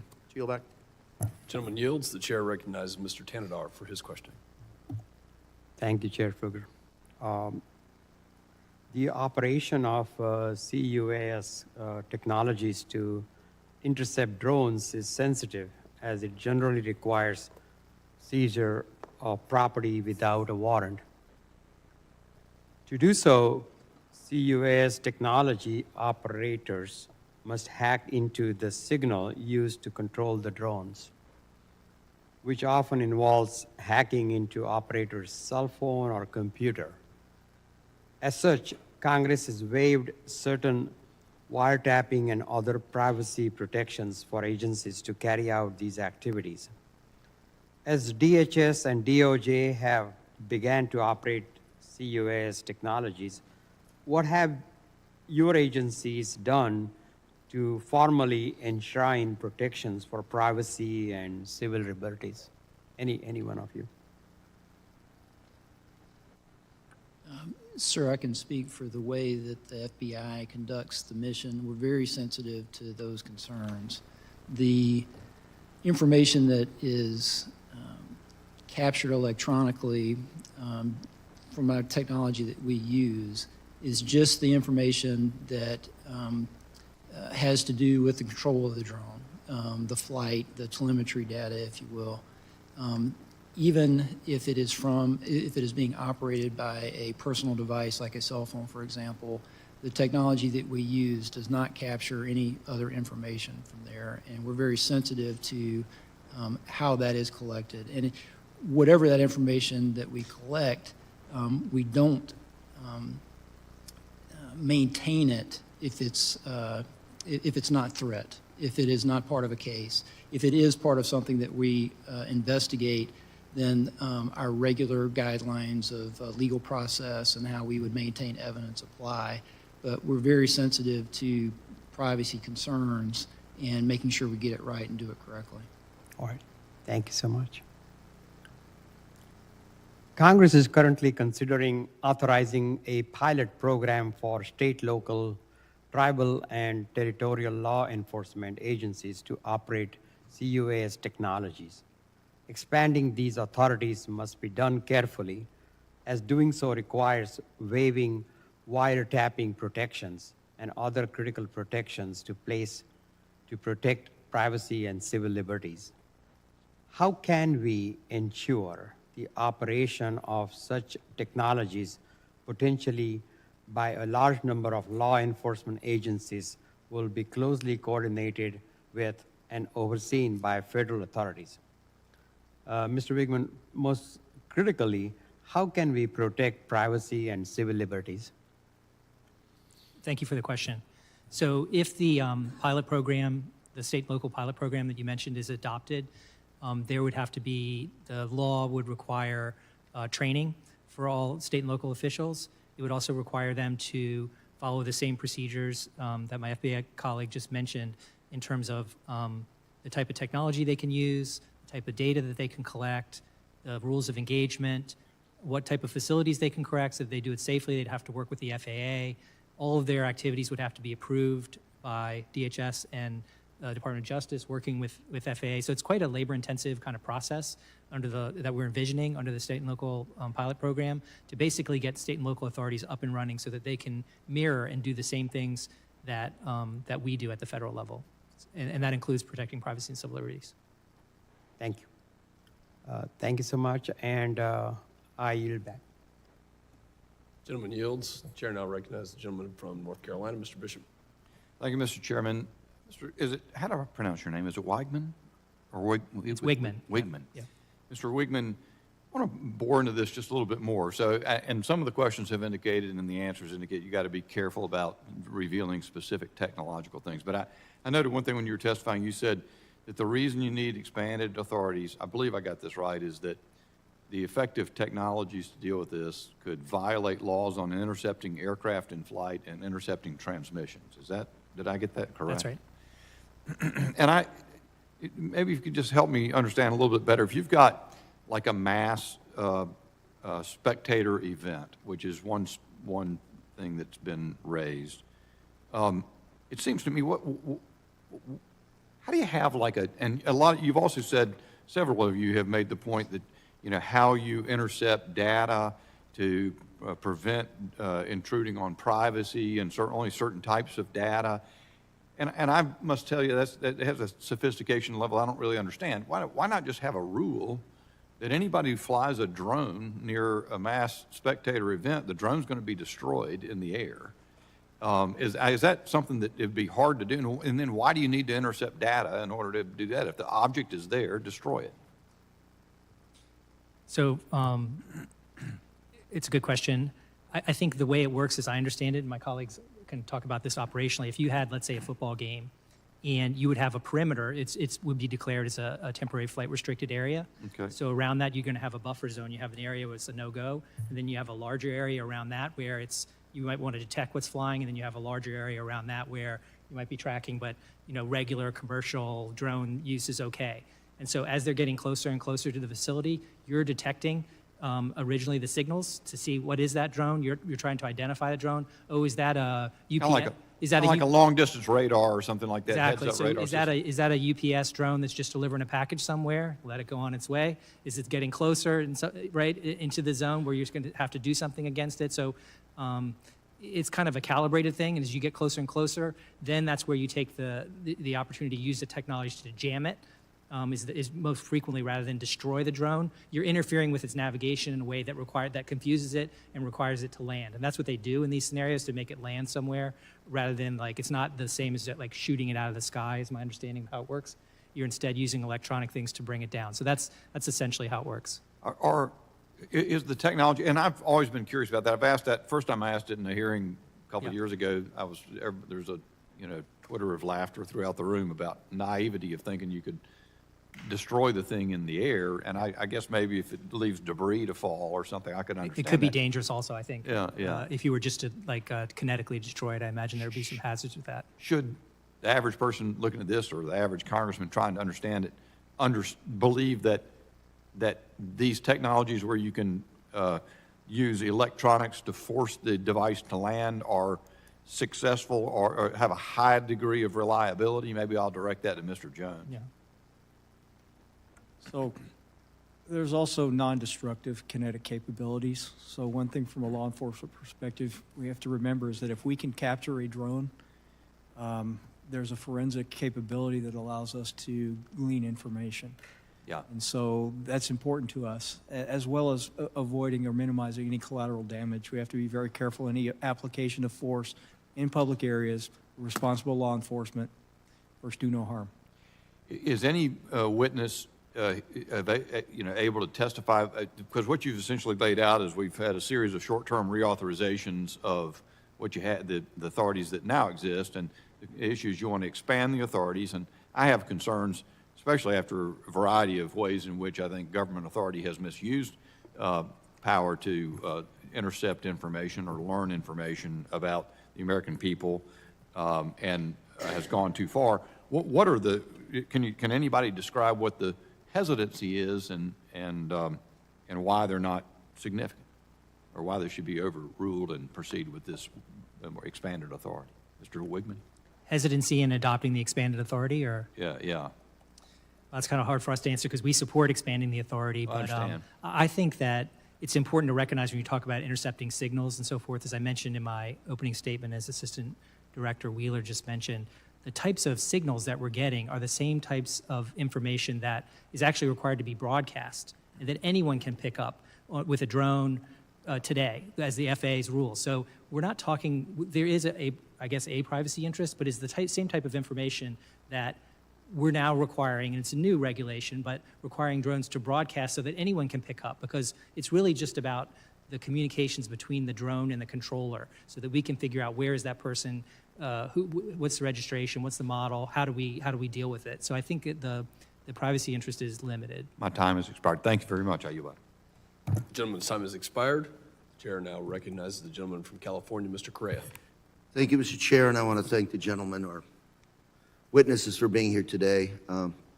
Very timely issue for all of us. I think your testimony and the questions show that a little bit of a tension here between private property, private rights, but I think the bigger one here is protecting public safety. A couple of times back home, I had the chance to see some drones flying over my house, looking in my backyard. Frustrating, angry, didn't have any kinetic weapons with me, so they came and went. But on a serious note, I'm home to Disneyland. Worldwide, it's still viewed as an American private enterprise symbol. I've got the Anaheim Ducks Arena, OC Vibe that's being built right now, the Anaheim Ducks, SoFi Stadium nearby, World Soccer Cup coming to our area very soon, Olympics coming soon. So target-rich environment, so to speak. And what you're saying, Mr. Rigman, specifically, you said that federal government does not have the bandwidth to really protect all of these sites, yet we're still not at a point where we can share the authority information with state, local, federal authorities. And I hope we don't have to wait for a federal law to be passed to get there. My local sheriff in Orange County has a fusion center. Fusion centers exist across the nation where federal, state, local, FBI every agency collaborate, share information, because when it comes to these drones, time is of the essence. Authority to neutralize these things is of the essence. And I guess my question to each and every one of you, starting with Mr. Jones, do you know of any efforts right now to coordinate with our locals to begin sharing, creating the local authority to be more effective at protecting our citizens? Mr. Jones. I can speak broadly and just outside of just counter UAS. We are working with our federal, state, and local partners on a daily basis. Whether it's counter fentanyl, counter UAS, just general public safety, they're our partners. We're all on the same team. And I'm glad we to need hear the you say authority. that. Go ahead. We need the authority to designate select state and local law enforcement, and then with approved equipment, and, you know, just like my colleagues We stated. need a federal law. Yes, we do. Some of us here could probably do something like that, Mr. Chairman. Hope we can also, I didn't hear it, I know Mr. Jimenez talked a little bit about Mexico. Cooperation, any there? This is something that deals with both sides of the border. Like I stated earlier, our relationship and our information sharing with Mexico is healthy, both at the local level through the U.S. Border Patrol Foreign Operations branches, as well as our communications with Mexico City. Thank you very much. Mr. Wheeler, same question to you. Do you know of any efforts to coordinate past laws to help us work with the locals to protect our citizenry? Sure. I would illustrate as maybe a good example for the situation in New Jersey and our Newark division we talked about earlier. The FBI Newark JTTF comprised of a lot of state and local officers that work on the JTTF are our people that are actively investigating this matter. Are there any efforts to pass legislation that you're aware of to give the locals the authority to neutralize, monitor these aerial vehicles? Well, that's not my purview for the legislation, but I can certainly tell you, I support capacity building for Mr. state and Wigman, local my last 30 seconds. That's what we're here for, Congressman. There's a Senate bill, there's a couple of House bills. All of them, to different degrees, would provide additional authority to the states, both at the minimum to do detection only, and then on a pilot program Beyond to do those the bills, mitigation as well. do So you see that's what we're here for. beyond those bills, any other authorities that are needed to be vested in the locals to do their job? I think those bills are where we should focus, At and this coming time. up with something that's will work. Thank you very much, Mr. Chairman. I'm out of time. I yield. Gentleman's time has expired. The chair now recognizes the gentleman from Louisiana, Mr. Higgins. Thank you, Mr. Chairman. Gentlemen, thank you for being here today. It's been referenced that there are federal laws against intercepting aircraft or intercepting communication signals, and it's been cited today regarding the absence of a specific federal law authorizing local law enforcement to use existing technologies to mitigate against an unmanned aerial system threat or a drone threat. Let me say that, Mr. Chairman, I believe that the 10th Amendment already extends such rights to the sovereign states. And let me say that the current law, the current federal law that authorizes specific federal law enforcement agencies to use existing and emerging technologies to mitigate against unmanned aerial systems. Yes, that authorizes those specific federal agencies to deploy that technology, but it in no way does the current law prohibit the rights of the sovereign state to authorize their own state and local law enforcement to use existing technologies and emerging technologies in a law enforcement capacity. Mr. Wigman, is it against the law for one American to strike another American? Yes, it is. It's not a trick question. Is that against the law? Obviously it Yes, depends on the context. It could be Of course, self-defense, there's a whatever, general but law against generally, that. yeah. But is it allowed for a law enforcement officer who has probable cause to detain you or arrest you? Is it allowed for him to strike you in order to effect that arrest? Yes, of course he can. Is there a law against me crashing my car into yours purposefully? Yes, there is. But Mr. Jones, are you familiar with the pit maneuver? Of course, law enforcement has been using this for decades. We use our vehicle to crash into a suspect vehicle in a particular manner reflective of our training in order to effect the arrest. We're using the current training standards and the technology of our vehicle that we have deployed to effect that arrest. That's not a vehicle crash. It's a law enforcement action. That's broadly known. Everyone knows it's against the law for one American to shoot another one.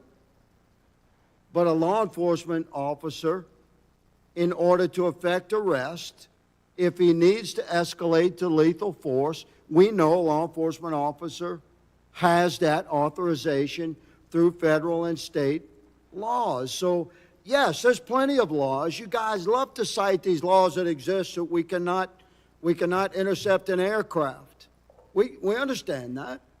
But if intercepting the aircraft is a law enforcement action, which using existing technology to mitigate against an unmanned aerial threat, Mr. Chairman, these technologies exist, and absolutely our local and state law enforcement entities should have access to the same technologies that we seem to be very protectively reserving for only select federal agencies. So, Mr. Jones, you had stated earlier, good sir, and thank you for wearing the badge, my brother.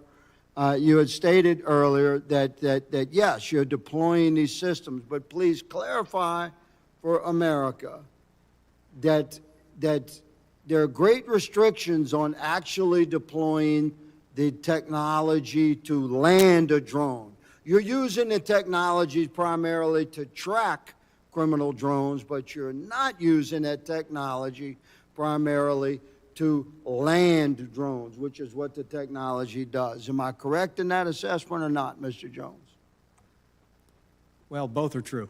We are using technology to track the drones. We are also using technology and electronic means to intercept and land the drone at a place of our discretion. And give us the numbers by percentage. If you track 100 drones, how many are you landing? Well, like I stated earlier, for FY24 Southwest border, we actually landed 60 of them, mitigated 60 of those aircraft. 60 of the 45,000 that you encountered? Well, there you go.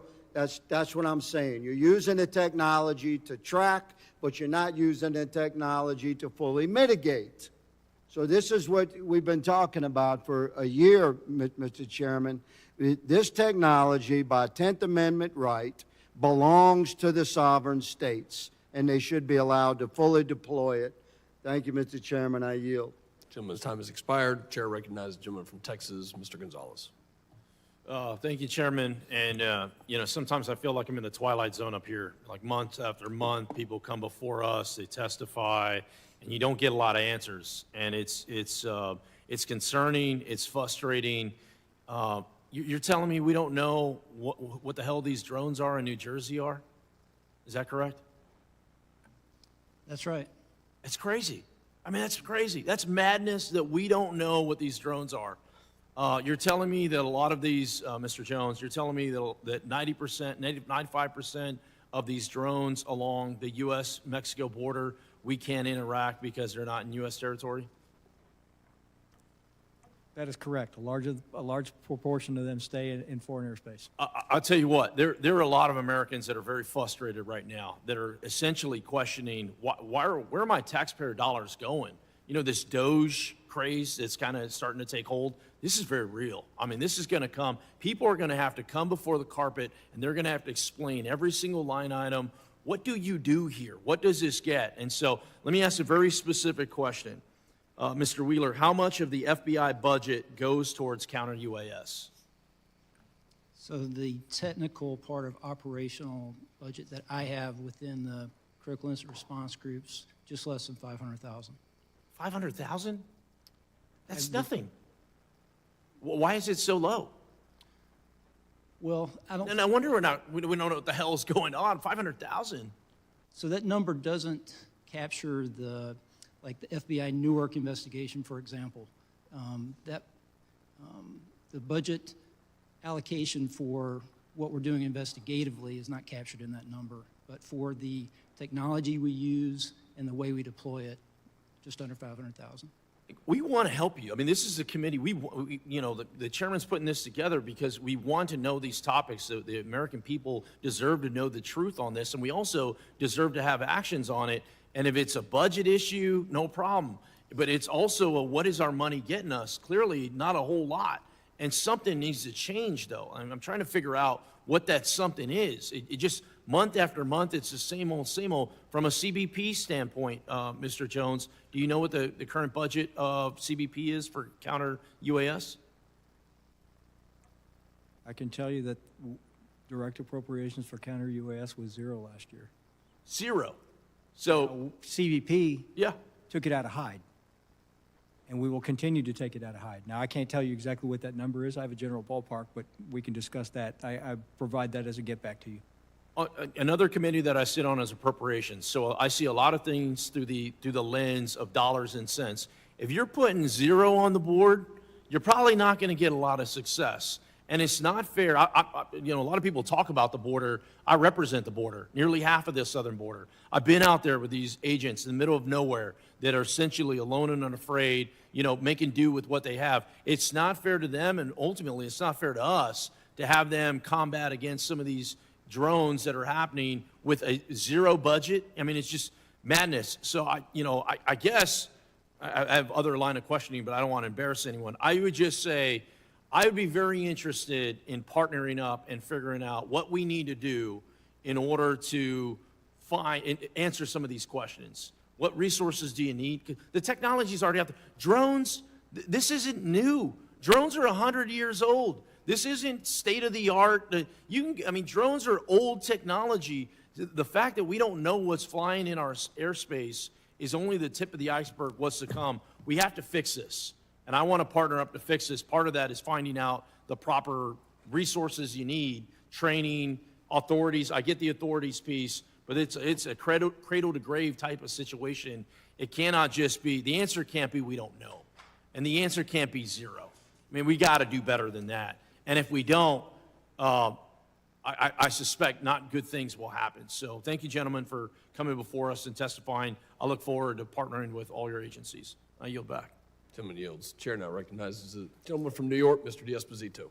Thank you, Chairman. And I sort of feel the same way as my good friend, Mr. Gonzalez. This is like deja vu. We've been talking about this for a long time and seems to be not getting much answers. I mean, the chairman and I visited New York City probably close to 2 years ago. We met with the leadership in the NYPD. It was probably one of the most rapidly growing drone use in the country. And my vision on jurisdiction of taking down drones may be different from others here. But first, I think it's important to quickly focus on stuff back at home. I mean, these drones over New York and New Jersey, flying over critical infrastructure, flying over some of, whether it's the Verrazano Bridge or others, I mean, I have to agree with my colleagues. The fact that we continue to say that we don't know what they are, we don't know what they're doing. I mean, the American people are looking at us and they think that we're lying to them because they think, how could you possibly not have answers to drones flying over some of the most critical airspace in the country? So, I mean, if we're expecting the American people to believe in the information that we're giving them, I think we do need to do better. And that's none of your fault. I mean, the fact that there's only a $500,000 in in drone expenditures appropriations. I mean, that's absolutely insane, and I hope that it's something that my colleagues work on. But as many have as already pointed out, drones continue to rapidly advance and become more readily available. Along with the expansion, threats from drones being used by bad actors have only increased, as all of you have mentioned. Right now, counter-UAS authorities are restricted from local law enforcement agencies, leaving it largely in the hands of federal agencies. So, Mr. Wigman or Mr. Wheeler, very simple questions. Do federal agencies have the ability to assist local law enforcement agencies with their counter-UAS capabilities everywhere and every time it's needed? Not today. That's what we're seeking from the Congress. Yep. Yeah, that's absolutely correct. Are there events and places that would benefit from counter-UAS capabilities that federal agencies are simply not able to cover?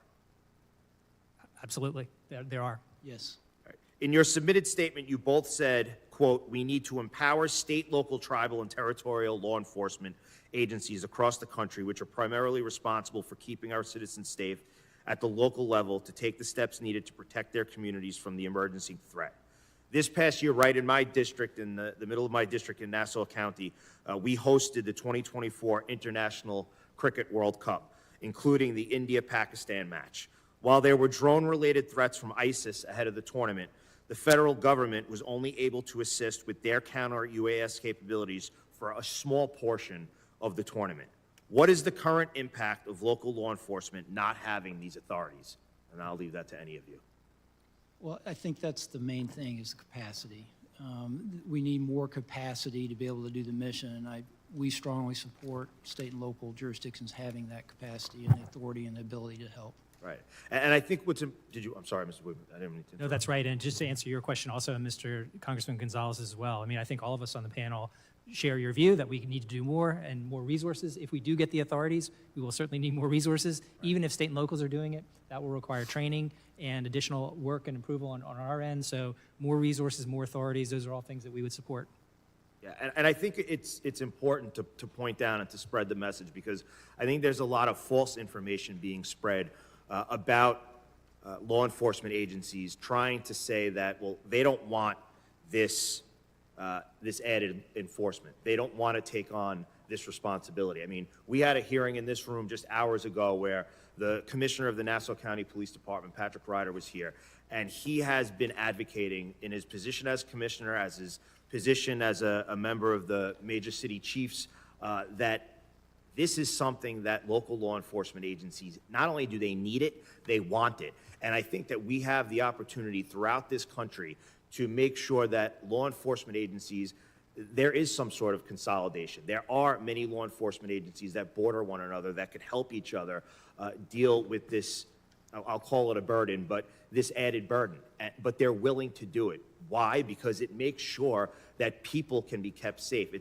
We can make sure that in instances like the World Cup back in my district, or as Mr. Jimenez was talking about the summer games in Miami, I mean, to depend on the federal government, and the federal government is telling us, well, we can only help you some of the time, even when you have threats from ISIS, I mean, that's a huge problem. And it's one that we need to address not only here today, but moving forward. And Mr. Chairman, my time has expired, but thank you for continuing to bring this to light. Gentleman's time has expired. The chair recognizes the gentleman from Arizona, Mr. Crane. Thank you, Mr. Chairman, for holding this hearing today. Thank you, gentlemen, for coming today. I got an article right here, mystery drone spotted over New York, New Jersey, prompt calls for federal investigation. I believe this was Breitbart News. I want to start with you, Mr. Wheeler from the FBI. What can you tell us about what you guys do know? So the public reports and what we have from eyewitness sightings, some of those very credible police personnel and others are what we describe as unidentified drones. We do not know the particular specifics of what those drones are. Some are described as being slightly larger than a commercial available drone, fixed wing as well as rotary. We have helped analyze with our partners video and pictures of what those look like, what have been submitted.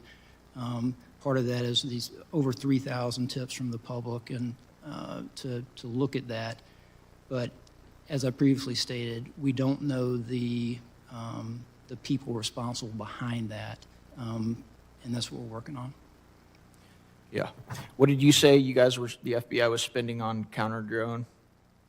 My budget that would specifically include the technology that we use. Is it 500,000? It's 500,000.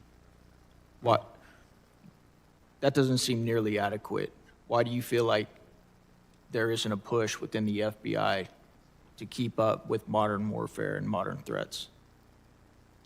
So we're What is the budget for the FBI right now? roughly 11 billion.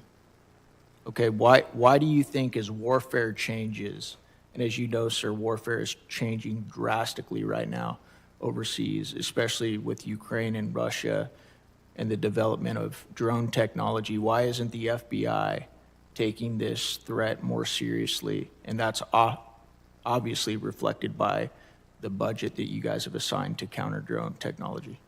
I have a limited capability that is embedded within our emerging threats unit for surveillance issues.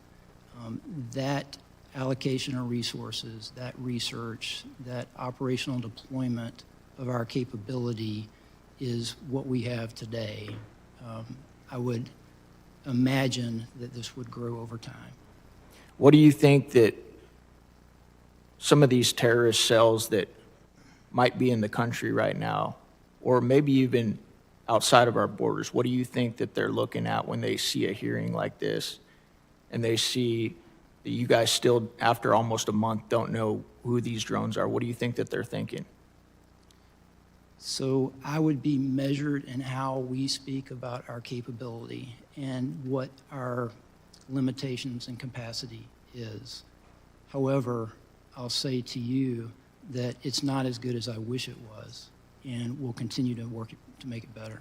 Yeah, well, when you're only spending $500,000 a year, it's probably not going to be very good, is it? The only thing I would say about that is that this is an enterprise-wide problem. It's not just a technological problem. That most of that $11 billion budget for the FBI gets after threats to Americans, this being one of them. And the way we apply resources, personnel, operational, all of that to include technology to get after a threat that would threaten American lives, I don't think that $500,000 for the technology part of it adequately captures our commitment to protecting Americans. I want to shift real quick because you guys have been talking about using electronic warfare to counter some of these drones. What about drones that aren't susceptible to counter warfare, like your fiber optic drones? What are you guys doing about those? I'll start with you, Mr. Jones. So all options are on the table right now. We are exploring kinetic options. You know, Complement the electronic. you can buy those right now, and they're really not that expensive. Are you aware of that, Mr. Jones? I'm aware there's a lot of different technologies out there. We have experimented with some that have been very successful. Yeah. Thank you. I yield back. Gentleman yields.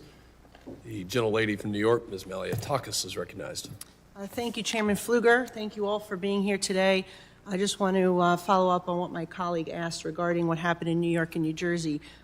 These drones, unmanned aircrafts, have also flown over my district. A number of constituents have seen them over a power plant in Brooklyn. They were coming over the Verrazano Bridge. And I will remind everyone or explain to everyone here that Verrazano Bridge connects Staten Island and Brooklyn, and on the Staten Island side, you have Fort Wadsworth, which is a U.S. Coast Guard sector New York base. And then in the Brooklyn side, right on the other side of the Verrazano Bridge, you have Fort Hamilton, which is a U.S. Army installation. And so it is very concerning to me that we have these objects. We're not sure if they're drones or unmanned aircrafts, but they are flying over sensitive infrastructure and facilities. And the fact that we don't know what they are or who's behind them or what they're doing is very concerning to me, particularly in a post-Chinese spy balloon world. Okay, the fact that this administration allowed for a Chinese spy balloon to go across the country over multiple military installations is very concerning, and that we could potentially be having this happen again it's like astounding to me that this is even happening without any type of intervention. You say it's no known threat, but is there still a possibility of there being a threat? At the end of the day, that's what my constituents want to know. Yes, I am cognizant, and we all are in the FBI, of what this threat can look like. Anyway, across the spectrum of sophisticated state actors, adversaries that want to hurt us, all the way through counterterrorism matters, cyber, WMD, criminal, all the way down to a nuisance drone that could cause harm. So that's the wide spectrum that concerns me every day. And are you, okay. I'll just mention, it concerns me that we don't know the answer to Yes. your question yet. And are you working with the Pentagon, with FAA, with DHS, with your partners to try to identify this? Because I don't put it all on just the FBI. I think this is, I mean, what is Homeland Security doing? Do you have any idea? Have you? I wouldn't speak for another department, but I will say that the way we do business is extremely collaborative in the interagency, and especially with our state and local partners. So who is taking the lead here on this particular issue to identify these drones and aircrafts? Well, we have an investigation open predicated on a idea that there's unsafe operation in the airspace, which is a federal violation that we have some jurisdiction for. But it would help us know sort of what lane this falls in when we know the people that are responsible and what this is all about, to your point earlier. And we're actively investigating and would like to answer those questions, Yeah. but I don't have a better answer. And what if they were carrying chemical weapons or something? We just don't, I mean, this could be a much worse conversation we could be having right now, because these things have been flying all over New York, New Jersey, over military installations. I don't know, I don't know what's going on there, but these agencies need to figure it out and try to get to the bottom of what's going on. I think it's very concerning. Is there a possibility, if hopefully it is not a threat, is it a possibility that would fall under this System Assessment and Validation of Emergency Responders program, the SAVER program? This is a program under Department of Homeland Security, Science and Technology, where they are testing various technology for search and rescue, disaster response, and it could be part of a law enforcement assessment. You think that's a possibility? Because my Army base doesn't know about it, my NYPD doesn't know about it, so I guess my question is, why wouldn't the local authorities know if this was part of a testing of security technologies for first responders? I don't know that to be the case, Okay. and I couldn't really comment on that. Okay, well, just again, I would love to speak to you offline at some point and maybe share some information with you, but I would really just urge if you could speak to your colleagues and counterparts in these other departments, and because we need to get to the bottom of what's going on here. And if it is something that is not nefarious and is one of part of these public safety applications that are being tested, they need to coordinate with the local authorities. So my guys in New York NYPD, they know that it's not a threat. I would agree. All right, thank you. Gentlelady yields. This will be the last questioning from for the first panel. Chair now recognizes the gentleman from New Jersey, Mr. Smith. Thank you so very much, Mr. Chairman, Chairman, both of you, for allowing me to sit in on this hearing. I've been in Congress 44 years, and I have lost track of the number of times when we seemingly did not adequately assess a threat. I had one of my service members from the Marines in the barracks in Lebanon when that terrible, horrible deed was committed by Iran. Actually, after we got hit in Dar es Salaam and in Nairobi in 1998 by Al-Qaeda, I chaired all the hearings. We had the Chairman of the Joint Chiefs of Staff come and testify as Admiral Crow. And they kept saying, everyone, no one thought that Al-Qaeda would hit there. Maybe in the Middle East, but not there. I wrote a bill called the Embassy Security Act. It was signed into law. I added it to an appropriations bill, big, thick bill, but it was all about setbacks and Mylar on the windows, a lot of good things. And it did mitigate, I think, some of the concerns there. but we always seem to miss something, and I'm very concerned that we're missing something here. I've raised the issue, as has my colleagues, Maliotakis and others, in New Jersey and New York about these drone sightings. So last night, I was on the beach in Island State Park in Ocean County with the sheriff. He has been working it every single night. He's got his own tethered drones chronicling. One of his officers 2 nights ago saw 50 drones come in off the ocean right there. So we thought maybe they'll replicate it. They didn't, but we thought it was a possibility. Then last night we had a number of other people there, including a commanding officer from the Coast Guard, who said that one of their 47-foot motor lifeboats was followed by between 12 and 30 of these drones as they went through the water, followed right behind them. And I said, what's the rules of engagement? I mean, you do it if you're fighting against a narco trafficker or something. And they said, we don't know, we don't have any. So I did reach out to the commanding officer at the Joint Base, which is also in my district, and talked to him, had a very good conversation, Colonel Anthony Smith, Joint Base Fort Dix McGuire, the 87th Air Wing, Air Base Wing today. And I said, I know you have the capability, you've put out press releases, to identify and bring down drones. Why can't you deploy them, at least to the ocean? Bring one of these down, find out who's doing it. They have the capability. He said, well, we don't have the authority, only within the parameters of our base. Well, there's a national interest here. Our jets fly over the ocean all the time for training, so that perimeter is larger. So I did write Secretary Lloyd Austin asking that capability that may be sitting in a closet somewhere, I know they use it all the time, but bring it out. And I'm not saying you got to share it with the sheriffs. It'd be nice. Just do it yourself in the interest of the American public. So I would ask if you would echo that request. I mean, DOD's got the capability, and maybe Homeland Security does as well. When we had a Zoom meeting with Secretary Mayorkas, our governor put it together, and I appreciated that. But I asked them, why can't we just track where they go to? Seemingly they're going out to sea, to something, a ship. We don't know for sure, but they come in off from the ocean. So the question really is, can't we just get DOD to share?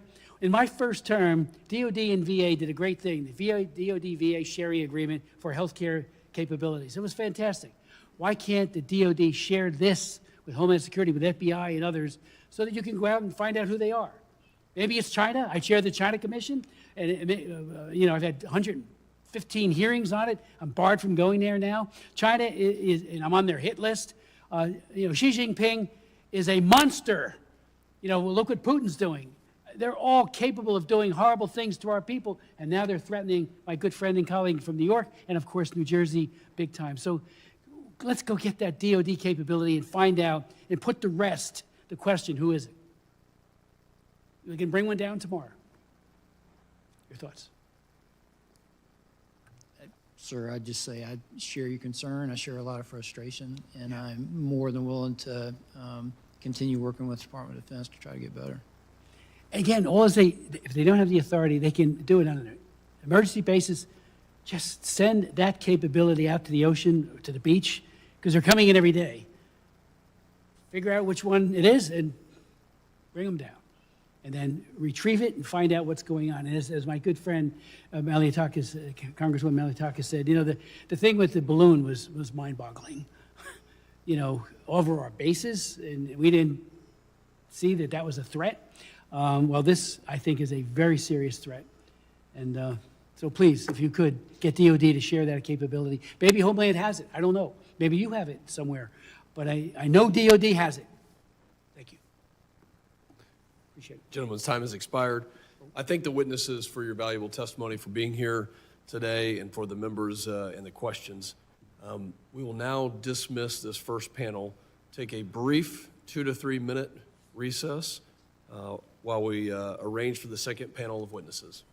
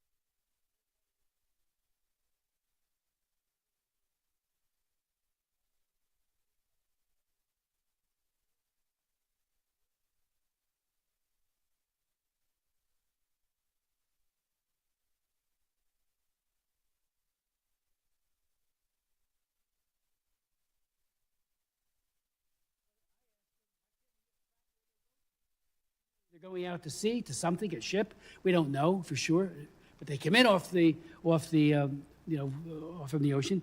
So the question really is, can't we just get DOD to share? In my first term, DOD and VA did a great thing, the DOD-VA sharing agreement for healthcare capabilities. It was fantastic. Why can't the DOD share this with Homeland Security, with FBI and others, so that you can go out and find out who they are? Maybe it's China. I chair the China Commission, and I've had 115 hearings on it. I'm barred from going there now. China is, and I'm on their hit list. Xi Jinping.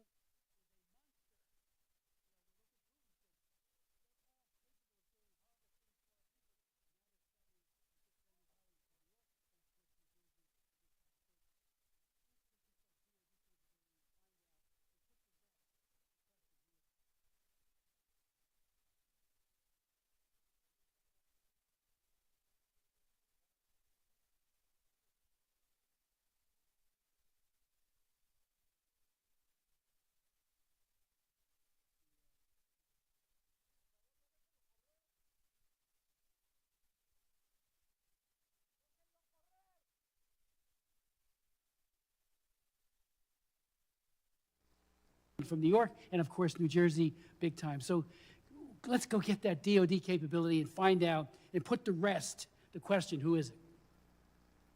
We can bring one down tomorrow. Your thoughts? Sir, I'd just say I share your concern. I share a lot of frustration, and I'm more than willing to continue working with the Department of Defense to try to get better. Again, if they don't have the authority, they can do it on an emergency basis. Just send that capability out to the ocean, to the beach, because they're coming in every day. Figure out which one it is and bring them down. And then retrieve it and find out what's going on. And as my good friend Malliotakis, Congresswoman Malliotakis said, the thing with the balloon was mind-boggling. Over our bases, and we didn't see that was a threat. Well, this, I think, is a very serious threat. And so please, if you could, get DOD to share that capability. Maybe Homeland has it. I don't know. Maybe you have it somewhere. But I know DOD has it. Thank you. Appreciate it. Gentlemen's time has expired. I thank the witnesses for your valuable testimony, for being here today, and for the members and the questions. We will now dismiss this first panel, take a brief 2 to 3 minute recess while we arrange for the second panel of witnesses.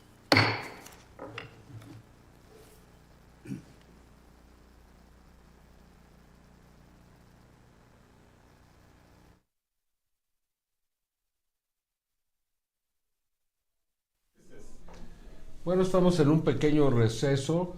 Van a acudir más testigos. No sabemos qué clase de testigos. Seguramente usted se dio cuenta en toda la primera parte de esta audiencia.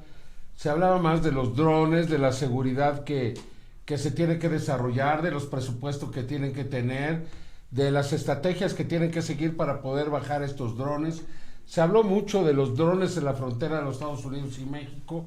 Sin embargo, creo que quedó claro desde el principio que era un número insignificante el de los drones que desde México pasaban a los Estados Unidos. Se habló de 45,000 reportes, 60 de ellos habrían sido hechos descender en la Unión Americana debido a que pasaron de la frontera. A pesar de ello, siguieron insistiendo una y otra vez sobre el tema de los drones y el narcotráfico en México, si se podrían utilizar para llevar droga a los Estados Unidos o traer armas para acá. El caso es de que pues realmente se alejaron mucho del tema que motivó esta audiencia. Sería hasta el final, con los últimos 3 congresistas, donde realmente se abordó el tema que en este momento le interesa a la Unión Americana, a la gente que paga impuestos, al público en general, que es los drones que están apareciendo constantemente en la zona de Nueva Jersey y de Nueva York, y de por qué no se sabe nada sobre ellos. Y la respuesta es: no sabemos qué son, no sabemos de dónde vienen. Ahí un congresista dijo: a lo mejor vienen de China, hay que ver, son capaces. La verdad es que no quieren reconocer el tema, que es que estos objetos no son de aquí, ni son drones, no son drones. ¿Por qué no sabe si está trabajando la Agencia de Seguridad Nacional, el FBI, la CIA, la policía y todos? ¿Por qué aún no saben de dónde vienen, de dónde despegan, dónde aterrizan? ¿Por qué no saben más cuando consideran que esto es un gran peligro para los Estados Unidos? Porque no son de aquí, pero están muy lejos de querer reconocer pues a lo que nos estamos enfrentando. ¿Hay temor en los Estados Unidos? Sí, pero algunos siguen pensando que estos son los drones de DJI o algunos drones comerciales. Ahí claramente se dijo que eran más grandes que los drones comerciales. ¿Quién los va a estar manejando? ¿Y por qué no sabemos nada de ellos? ¿Y por qué no los pueden derribar? O sea, si los pueden hacer bajar porque existe la tecnología, yo le aseguro que lo han intentado. No lo dijeron ahí, pero lo han intentado. Y si lo han intentado, ¿por qué no lo han logrado? Porque es una tecnología que desconocemos. Caray, qué decepción de los congresistas de Estados Unidos que no quieren ver más allá de sus narices. O sea, siguen pensando que se trata de un fenómeno absolutamente terrestre. Yo no digo que no pueda haber por ahí algunos drones terrestres, no digo que no, pero la gran mayoría y los videos y lo que está pasando en Argentina, lo que está pasando en Inglaterra, de eso no se habló, pero está viviéndose un fenómeno similar. Entonces, ¿ante qué nos encontramos? Ante la presencia de algo más, pero nadie lo quiso decir. Algunos se acercaron, hablaron de que estos están volando sobre instalaciones militares, que son un peligro, que se tiene que hacer algo. Hasta ahí llegaron, pero no abordaron el tema central de que puede tratarse de algo más. Al menos haberlo considerado.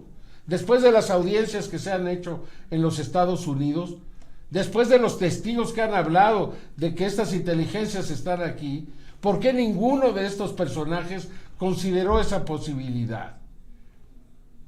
Realmente me decepcionan ellos, los congresistas. No quieren ver, no quieren saber, no quieren aceptar que el fenómeno, bueno, esto no se va a acabar. Aquí lo dijo uno de ellos, todos los días se presenta el fenómeno, todos los días. Entonces, si esto es así, va a continuar. ¿Y qué van a hacer cuando no los puedan bajar, cuando no los puedan identificar, cuando pase una semana o 2 o 4 y que siga el fenómeno y no tengan respuestas para el pueblo de los Estados Unidos? ¿Qué van a decir en ese momento? Y ahorita vamos a ver, no tengo información si son testigos, si son personas, si son videos o si son otros personajes del gobierno los que van a continuar en la segunda parte de la audiencia para poder seguir profundizando en este tema. Bueno, vamos a continuar, vamos a esperar unos minutos más. Ya vimos que sí se realizó la audiencia después de que tuvo un retraso de más de media hora. Vamos a continuar escuchando. Observers and technicians to the front lines in occupied Ukraine to very carefully note the revolution in weapons delivery and to adopt it into doctrines which seek to invert the military strengths of their larger, better equipped, better trained Western geopolitical adversaries. We need to learn from Ukraine. In short, the rules of the arms race have been fundamentally rewritten to favor small, cheap, easily mastered weapon systems. More important still, these disproportionate advantages are not a one-time effect. They amplify in a positive feedback loop through each iteration cycle. New tech gets better exponentially faster and is deployed far more quickly than legacy countermeasures. In Ukraine, the source of this immense innovation reservoir is the highly adaptable, highly diffuse emerging engineering base of Ukrainian technicians. Uncountable tech workers routinely work full days in their civilian capacity, then leave their jobs to go work in pop-up tech facilities until late at night. The whole country is on deck. They have created an ecosystem of invention, a web only loosely coordinated through the Ministry of Defense. The advances in hardware and software they produce are channeled into a robust system of decentralized training facilities. And in less than 3 weeks, an FPV drone operator can be mission ready. Operators with no previous battlefield experience have been credited with as many as 1,500 confirmed kills. The disproportionality is vast. And this is perhaps the main takeaway in a total war peer-to-peer scenario. If technology allows one side of a conflict to impose extraordinary damage on the exquisite, expensive, difficult-to-master weapon systems of their adversary, and can do so at a fraction of the cost expended by their enemy, it doesn't require an economist to see where that leads. It is easy to be a critic, but I am convinced that the United States and its NATO allies have a very narrow window of opportunity to address this major shift in comparative advantage. Current operations in Ukraine have shown what a scrappy, innovative force can do to a large, hidebound military machine. It would be well to take note. So some of the scenarios looking forward. I think the most likely is that the U.S. will fall behind the leading edge of UAS development and deployment and will only start to respond in the aftermath of a crisis, and we're seeing some of that already in New Jersey. We don't need a Pearl Harbor or a 9/11 to wake us up. We're already awake. We need to deal with this now. So the best case is possibly, conceivably, that we can avoid this kind of depressing scenario through a well-orchestrated demonstration. Historical examples such as the sinking of the Ostfriesland, Air Force people know this well, show that it is sometimes possible to break entrenched paradigms by publicly demonstrating the current system's vulnerabilities. When understood by the right audiences, these demonstrations can shift doctrine development and tactical training in new and constructive ways, preferably before the lessons are learned the hard way. We need to learn from Ukraine. It's time to get a task force to mop up information, go out there, sponge this stuff up, and learn from what they're doing, and learn this information from in theater and get up to speed as soon as possible. Thank you. Thank you, Dr. Schwinneson. The chair will note that we had a third expert on the panel, Mrs. Kathy Leweir from the National Football League, unfortunately unable to join today. However, the chair asked unanimous consent to enter Ms. Leweir's testimony into the record. Without objection, so ordered. Now recognize myself for 5 minutes of questioning as we did prior. Dr. Schwinneson, I'd like to focus on something here. Policy versus technology. What is our issue right now? Is it not enough technology? Is it not keeping up with the technology? As you mentioned, maybe we're being outmaneuvered in a lot of cases by the Russians, and the Ukrainians may have some information that we can learn from. Or is it a policy issue here as we protect the homeland, or is it both? Yeah, I do think it's both. I think it's a combination of the two. I think we have created a policy thicket of bureaucracy that basically stifles the innovation space. Right? I do think we have a technical know-how problem, or at least we know for a fact that Ukrainians have a technical know-how solution, right? And I think if we're able to reduce some of the bureaucratic barriers to innovation, allow people to tinker and experiment and learn at the operational military level, this needs to happen like yesterday, right? We can't do the same old business of doing a 2.5-year request for proposal and wait for things to come back. We just can't do this business as usual. We do not have that time. As we sit here, you listen to the testimony, we currently have UASs flying over New Jersey. We heard from Mr. Smith in New Jersey that they were flying over Coast Guard vessels last night. How is this possible? Why are we not responding? What do we need to do, and what actions need to be taken? Yeah, that's a very difficult one to answer. Of course, I can't speak for them, but I have a suspicion that people are frozen with fear of what would happen in an administrative situation in which they took action and they were punished for doing so. That they shot down a drone, God forbid, and the debris hit somebody's house, and all of a sudden they're on front page news. And so people are acting out of a sort of sense of self-restraint here, which is being promoted by our policy environment. So when it comes to technology, we need to focus on our offensive technology, lessons learned in the Ukrainian conflict where they're leveraging UAS systems everywhere. We need to focus on our counter UAS technology, and our policy needs to improve in order to counter it and give the authorities that we need while protecting privacy of citizens here. Yep, I would say so, absolutely. I'll come back to you in a second. Mr. Baumgartner, what's the most catastrophic event in the energy industry, critical infrastructure, that we need to be thinking about and planning for to prevent? I mean, luckily we haven't seen a significant incident. I think from an imagination perspective, certainly something with a payload like the gentleman from Tennessee who was planning an incident to drop a payload into a substation.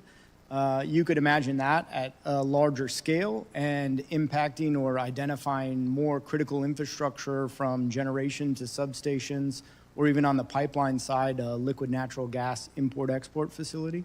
So my district, the Permian Basin, 6 million barrels a day, needs to be protected, and the authorities, in some cases, as you recommended in your testimony, should be delegated to private companies, in some cases, to both identify and also mitigate if needed. I think that energy infrastructure in your district should be considered to be protected. Now, how that gets to a place where we can do that as the private sector, there are probably steps to get there. We have great relationships with local, state, federal law enforcement, and are happy to take an intermediary step to work with them to ensure that we understand the technology, the appropriate technology is in place, and we can implement that technology in a future state. Thank you. Dr. Schwinnison, we'll go back to the services for a second and the race for technology. Let's focus on the Air Force, our alma mater, the Air Force Academy. How would you characterize the responses that we're seeing out of DoD, specifically the Air Force? Are they doing it fast? Is it neat in its approach? Or is it just average? Yeah, right. I think it is below average, it gives me no pleasure to say that, but I think we are not taking it seriously enough. Again, it is as if everyone sees the train coming, everyone agrees the train is coming, and yet no one is taking any steps to get out of its way. Everyone is assuming that somebody else is doing it, and there's just no sense of urgency or coherent activity to address this issue. And again, that's easy for me to say. It's easy for me to throw spears from the sidelines. But I do think that one of the things we can do is leverage our very good relationships we have with Ukraine. We've given them a lot of resources, and they are quite willing and eager to give us something back in return for it. We should be mopping that information up right now. We should be sending people there right now. Thank you very much. My time's expired. I recognize the ranking member for his questioning. Thank you, Chairman, and thank you both. Dr. Schwinnison, I want to begin by commending you and thanking you for your assistance to the Ukrainians. I have to remind, unfortunately, some of my colleagues from time to time that Vladimir Putin is not our friend, that the cause of the Ukrainians is the cause of freedom and democracy, and that Russia continues to pose a threat not just to Ukraine, but to American interests all over the world. And so I just want to thank you for the work that you're doing over there, because that is the front line of freedom today. Thank you. I was interested in your written testimony when you expressed some skepticism in the effectiveness of signal jamming technology to mitigate risks from UAS on the battlefield. I was wondering if you could expand on that. Why are you sort of skeptical about the effectiveness or the promise of signal jamming and other counter UAS technology on the battlefield and also writ large? Sure. I claim no engineering expertise in drone warfare, but all I can do is say what I've seen, which is that in the world's most intense EW battle space, which is the Ukrainian-Russian front at the moment, it is an electronic warfare chaos, right? And so what people used to think about the ability to jam drones, which is what some of the speakers we had here are talking about, which is 2 years old, which at this point is effectively a century-old obsolete information.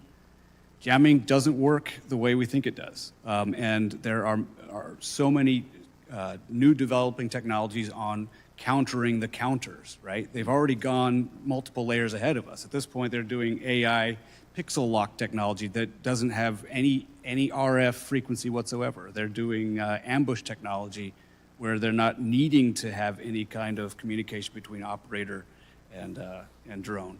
So, again, I don't know the specifics beyond what I've just seen, the tip of the iceberg, which is that, the jamming solution is not a one-size-fits-all, that's the silver bullet. It might be a piece of a suite, but that's only a piece. Yeah. And I recognize that you've thought about this in sort of the DoD space more perhaps than Homeland, domestic law enforcement, et cetera, but I imagine the lessons are transferable. What do we need to do specifically in order to go from being laggards to leaders on this? You referenced procurement issues and kind of speeding that up. You referenced, bringing a spirit of I guess, inventiveness and innovation. But are there other specific things? I mean, is there training that we should be looking at deploying across the federal government? Is there some kind of specific workaround to procurement rules that you would recommend? Like, what are the nuts and bolts of what we should be doing in order to take back the advantage? Yeah, I do think Yankee ingenuity is one of our comparative strengths, and we need to take advantage of it. And one of the ways to do that, this is not an especially sexy solution, so I say that with apologies in advance. But I think one example of an idea is to, at the DoD level, get drones down to the absolute operational level of units, so they can begin to tinker. There is as Elon Musk says, move fast and break things. You need to learn on the fly. You need to learn in the trenches how these things are operated. It isn't enough to do this from a centrally managed, top-down approach in which we're going to go through this entire typical cycle and then deliver the tool to the warfighter, wrapped with a ribbon. It doesn't work that way anymore. We have to give it to them and let them develop it on the fly. Empower the people on the front lines to innovate. That makes sense. Mr. Baumgartner, I apologize, I only have a minute left, but I wanted to explore this importance of the cooperation between private industry and particularly state and local law enforcement. What are the best practices there that you've noticed, and are there things that we can do to support those kinds of collaborations? Well, we work very hard to establish and maintain those relationships in all the states and localities that we serve. I think it does become about manpower and hours spent in doing that collaboration, and so there are certainly challenges to maintaining that. But I think fusion centers are a great opportunity to engage in a wide variety of state and local efforts at one location. I think there are other similar opportunities, like in our sector, we have the Electricity Information Sharing and Analysis Center that also convenes those state and local partners in a regional fashion, and we're able to effectively have those conversations and maintain those relationships in that forum as well. Thank you both. Thank you, Ranking Member. And I recognize myself for 5 minutes, and I'm not going to take 5 minutes. But Mr. Swenson, I totally agree with you that we have a problem here in the United States in dealing with these systems, not only for warfare but also for protecting the homeland.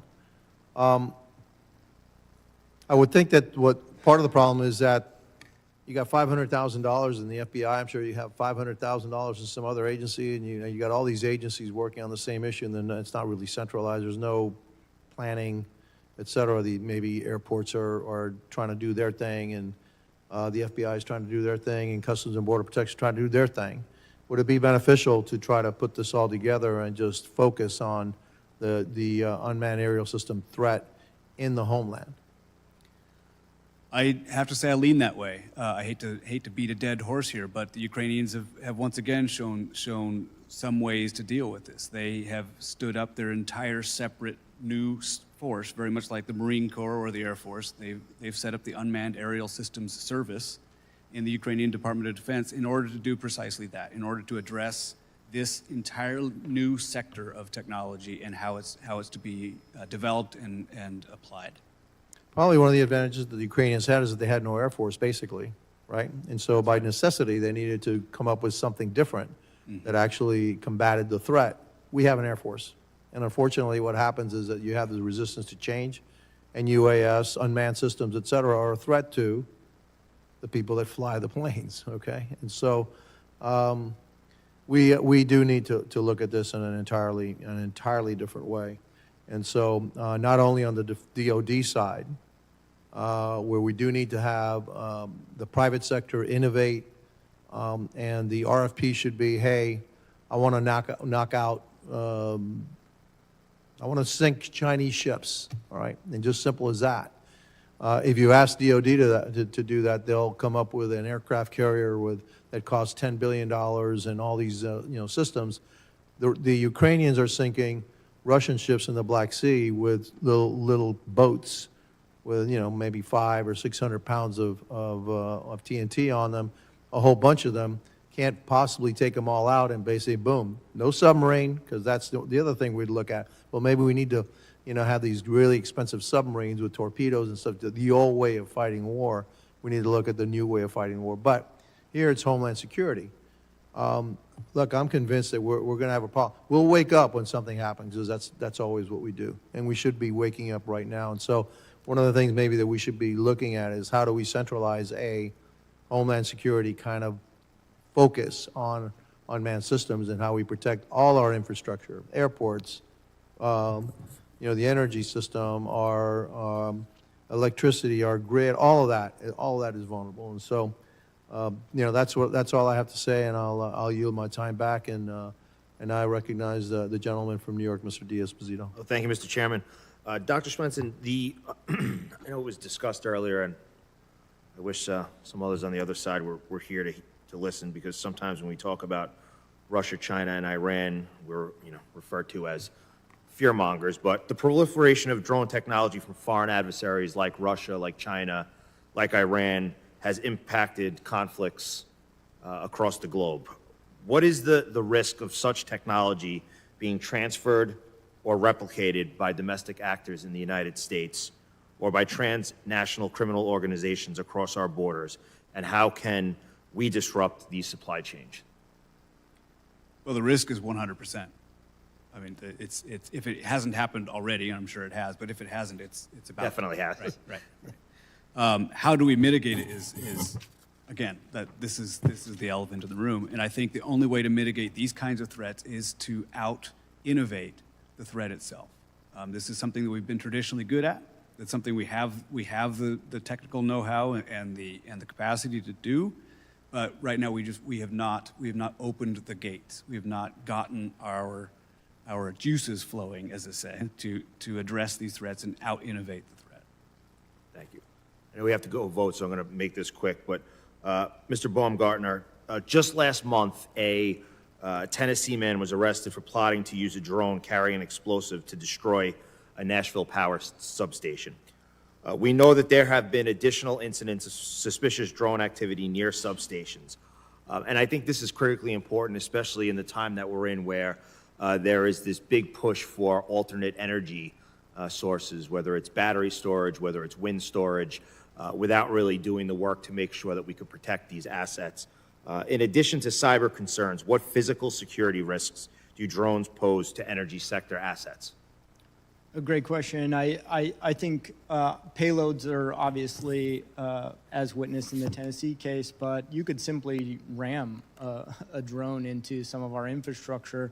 And we do take a defense in-depth approach and try to add shielding and obfuscate certain targets. But on top of that, you could also see a situation, and we've seen published cases where they've actually used drones to enable a cyber intrusion as well. Thank you. Mr. Chairman, I yield back.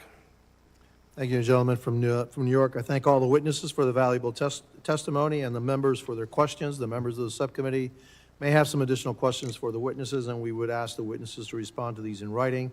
Pursuant to Committee Rule 7D, the hearing record will be held open for 10 days. Without objection, this subcommittee stands adjourned.